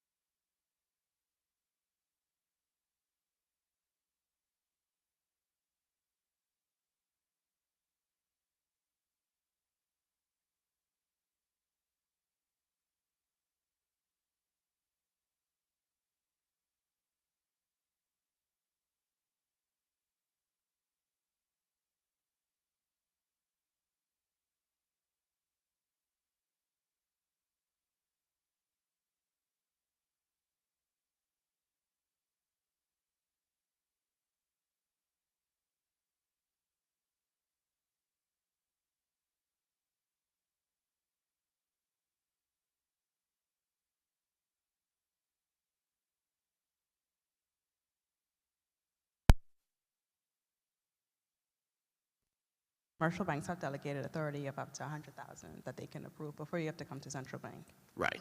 100,000. Up to 100,000, right. So having the reliability of it. So when you look at fintech, I would never use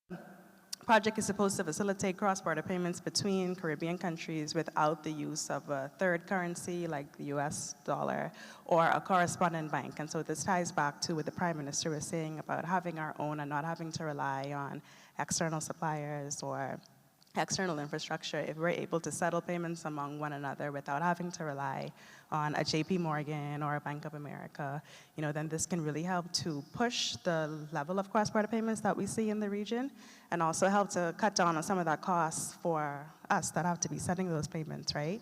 And then, of course, one of the long-term objectives is that it will increase trade within the region, since trade diversification has also been a policy objective for the government. Right. That's a good point. Sean, you wanted to add something? Yeah, I just wanted to add to the point that both Dwayne and Lindsay made. And I think based on what the Prime Minister said, I would add to that to say dare to dream. And when I say dare to dream, really it starts with this group here, it starts with this association, that having a Caribbean token, and a Caribbean token that's powered by the central banks of all of the Caribbean nations, that ties in all of the telcos, that ties in KYC, that ties in payments, that ties in fraud, all of those things that's within our Caribbean nation. Why? Because we want to implement something that looks like us, feels like us, has culture the way we are, and that's relevant to what it is that we're doing, but still meets the government standards and still meets whatever the regulatory bodies are required. My partner in the business, I call him the Bill Gates of the Bahamas, or Steve Jobs. We've developed our own code for Suncash, and the benefits behind that is the challenges that we experienced when we were looking for adoption in the market. It required us to go back and make source code changes. That was very beneficial. So if there is a token that is created that is unique and specific to the Caribbean and some of the challenges that we have, and if we're able to bundle together a number of the things from the telco to the central bank to KYC, all of these things in this one token, it really gives us a competitive advantage to have a benefit of not having to rely on the foreign use, and also to have the money stay within the Caribbean and benefit the use and development of that. Right. No, that's great, because that will allow us actual to do business with Cable Bahamas using our currencies and nothing in between. However, Cable Bahamas buys equipment from several other vendors here in the room, and well, they would like to get paid in some other currency, right? And which comes to, I think, something that you guys were just talking about, the availability of US dollars and such when you have to pay your suppliers that come, where you need to import basically goods and services from abroad. Now it's come to my attention as being part of also vice chair of the Vendors and Suppliers Committee from Kanto, is that there may be some challenges when you need to go and buy, and having access to foreign exchange currencies it may become a problem. Depending on where you are in the Caribbean, access is a problem. Do you guys experience this? In the Bahamas, no. In the Bahamas, I think our dollar is pegged to foreign reserves. I remember talking to someone in late 2020, 2021, central bank had access over $500 million just sitting, not going anywhere, not doing it, so that was never an issue. Right. But one good thing too is security. Like Cable Bahamas, we're full service, right? We have our own data center. We can offer racks. We're very secure. We're an ISP. We also have the Blue Nap in Curacao. So one powerful thing about the Caribbean, including the Bahamas, is that more persons are onshoring. Because of the geopolitical issue, more and more persons are now bringing things back home and bringing services back home. And that's one thing the Bahamas could do as well, too. With our data privacy laws, which are pretty solid, right? So you just can't come and fish or get whatever you want. Right. But currency, I mean, access to foreign capital in the Bahamas, no, that's not an issue at all. Right. Yeah, just wanted to add to what Dwayne was saying. There's not a problem, as he suggested, in terms of getting the foreign currency. One of the things that we've undertaken on our side is to build a solution that has it where it offers a ubiquitous for the entire region and the persons in the country. And what do I mean by that? So if we have that in one platform, so we're integrated with USDC. We're in the process of integrating with Tether. So what that does is, right from your wallet, you're not even having to physically go into the bank and to go through what the traditional transfers will be. Once we are meeting the central bank regulatory requirements and the Securities Exchange regulatory requirements, between USDC, which is Circle, and Tether, they're pretty much around the world from a token standpoint, and it just gives you some flexibilities that the traditional banking system don't give you. So it's really the evolution of where this payments and talking about making global payments takes place. So I think that that's a really great thing that we're franchising, and the goal is to take it throughout the Caribbean. Right, that's exactly the point I was getting to. Would Cable Bahamas buy equipment from vendors that want to get paid in USDT or USDC? I'll buy from any vendor as long as the pricing is good, right? I guess one thing would be, I'm Bahamian first. If a local supplier can provide it, I'll do that. Maybe encourage them to use maybe somebody in the region. But outside of services, there's very little product that I've seen or need to buy in the Caribbean. We need to go and round it up. I have one question. What would be, all things being equal, what would be the most important qualifier for you to choose a local service provider versus a international service provider? Price and service. And when I say price, not marginal, right? Because if I'm buying it from a U.S. vendor, I have to convert that. I have to pay conversion, central bank fees, and so forth. So if we're talking about a couple of dollars, I'll go local, right? If they can provide it. I know I've done a lot of work with vendors out of Trinidad. I've done work with vendors out of Jamaica, and we pay them all in the U.S., right? So for me, I'll stay local. I'll stay within the region, and then I'll only go international if I absolutely have to. But unfortunately, most of our suppliers are based in the U.S., so we use them quite a bit as well. All right. Final question for you, Lindsay. Is there a need for a Caribbean FinTech association?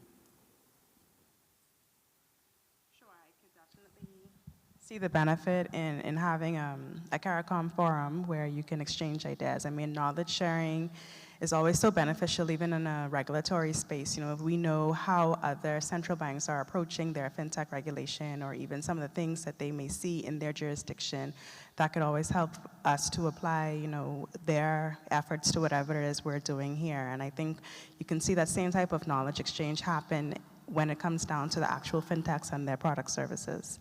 Right. Sean, would you join a Caribbean FinTech association? Most certainly, I would not only join it, but be excited to help be a part of the catalyst to lead that. And I'd be happy to serve on that board also, because I think from the experience that we've gained thus far in the Bahamas and in our travels throughout the Caribbean, as we're in the process of moving our franchise Suncash throughout the Caribbean. We're having conversations now. So I think it's going to be a necessity to get that FinTech Association going, and I'd be happy to play a leading role. All right, folks, you guys heard it here. Something's brewing.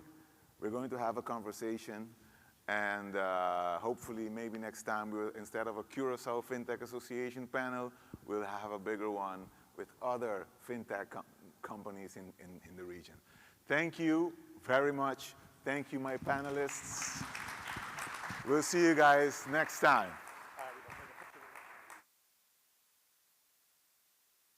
Before you leave, let's get the photo up. And before folks leave the conference room, really one last quick tidbit. And we want to, of course, just ask you over just for 1 minute. Let me invite to the stage, of course, our Vice Chairman, of course, Charles Douglas of Canto, who will give the closing remarks and give us the announcement for our location for Canto 2026, the 41st installment. So again, we're just asking for just 1 more minute of your time as we do the closing remarks and invite our Vice Chair to make the announcement. Jerome and the team, thank you so much. Vice Chair, take us out in style.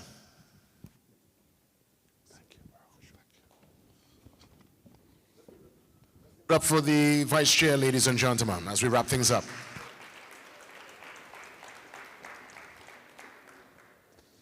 Good afternoon, distinguished delegates, sponsors, exhibitors, partners, and all friends of Canto. Wouldn't you agree that we've had an incredible event?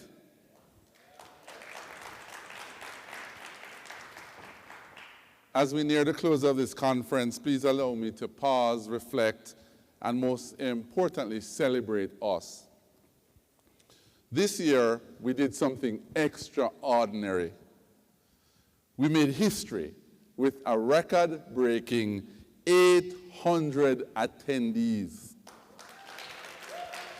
That's our highest turnout ever. So 800 voices, 800 minds, 800 change makers, we gathered together under one mission to connect, collaborate, and drive digital transformation across our region. So let's just let that sink in. That 800 isn't just a number, but it's a powerful reflection of Canto's growing influence in the region, its reach, and its relevance across the Caribbean and beyond. 32 countries are represented at this year's Canto. You showed up, and you showed up in force, with energy, with your ideas, with your passion, and that electrified every session, every panel, and even our corridor conversations. We would want to believe that this is not just a moment in Canto's history, but it's a movement, and it's one that we will build on. And so here is our bold challenge to each of you today. Let's raise the bar again in 2026.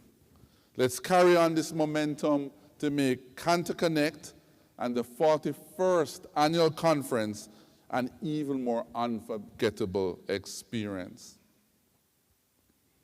And now it is my honor and pleasure to officially announce the 2026 Canto event locations. We'll begin with the year with our Canto Connect 26 and AGM taking place on the 1st through 3rd of February 2026. If you look on the monitors, you will see that. It will be at the spectacular Hyatt Regency in Trinidad, of course, a location well known to us and has long served as the cornerstone of regional connectivity, innovation, and the Hyatt is ready to welcome us once again. Then, in August, we'll heat up with our 41st annual conference and trade exhibition from the 16th to the 19th of August. That's the 16th through the 19th of August 2026, and it will be hosted at none other than the iconic Hard Rock Hotel in Punta Cana, Dominica Republic. Let's listen and watch our screen.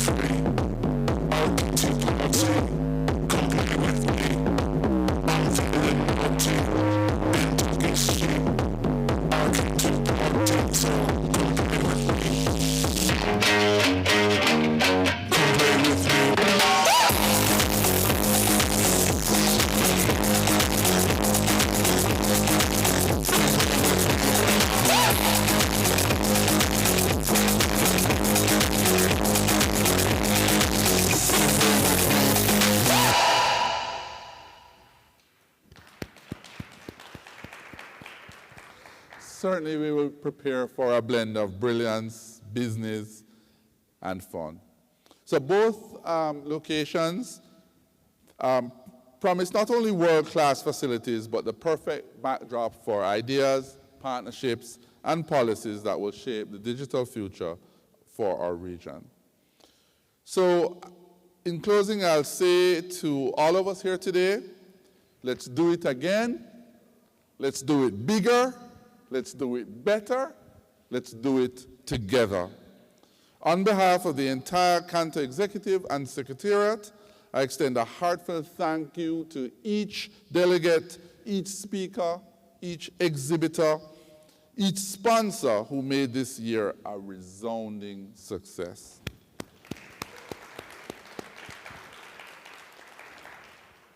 Your presence matters, your voice matters, and your continued engagement is required to lead us forward.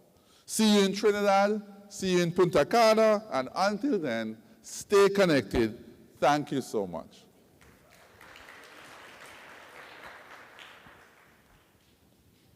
So, Vice Chair, thank you so much. And that's it, guys. It's a wrap. Cantor 2025, my first Cantor, really amazing. Oh, Chairman's Cocktail, fantastic. So we have the Chairman's Cocktail that's actually happening now, right? About 2 o'clock? 2:30. 2:30 in the same vicinity. All right, so guys, the Chairman's Cocktail, 2:30. We'll see you there. We're going to head across now for lunch. See you soon. Thank you.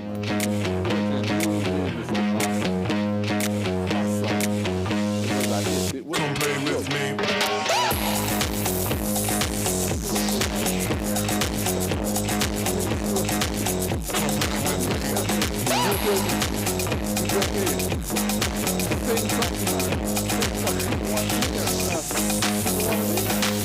I'm feeling fancy. I'm feeling free. Come play with me. Yeah, man, we good, man.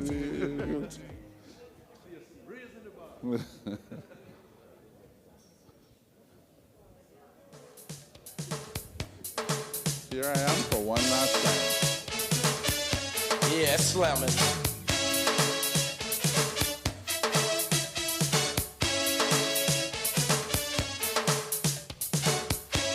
Yeah. Sweet sensation. Bust it.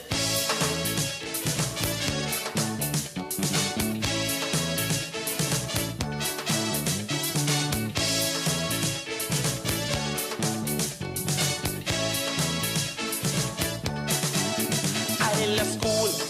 Greta called me dumb, cause I didn't know what was 1 and 1. I ran home, as same as can be, bring back some pets, and show it to she. I show her my Rochi, I show her my Santa Fe, I show her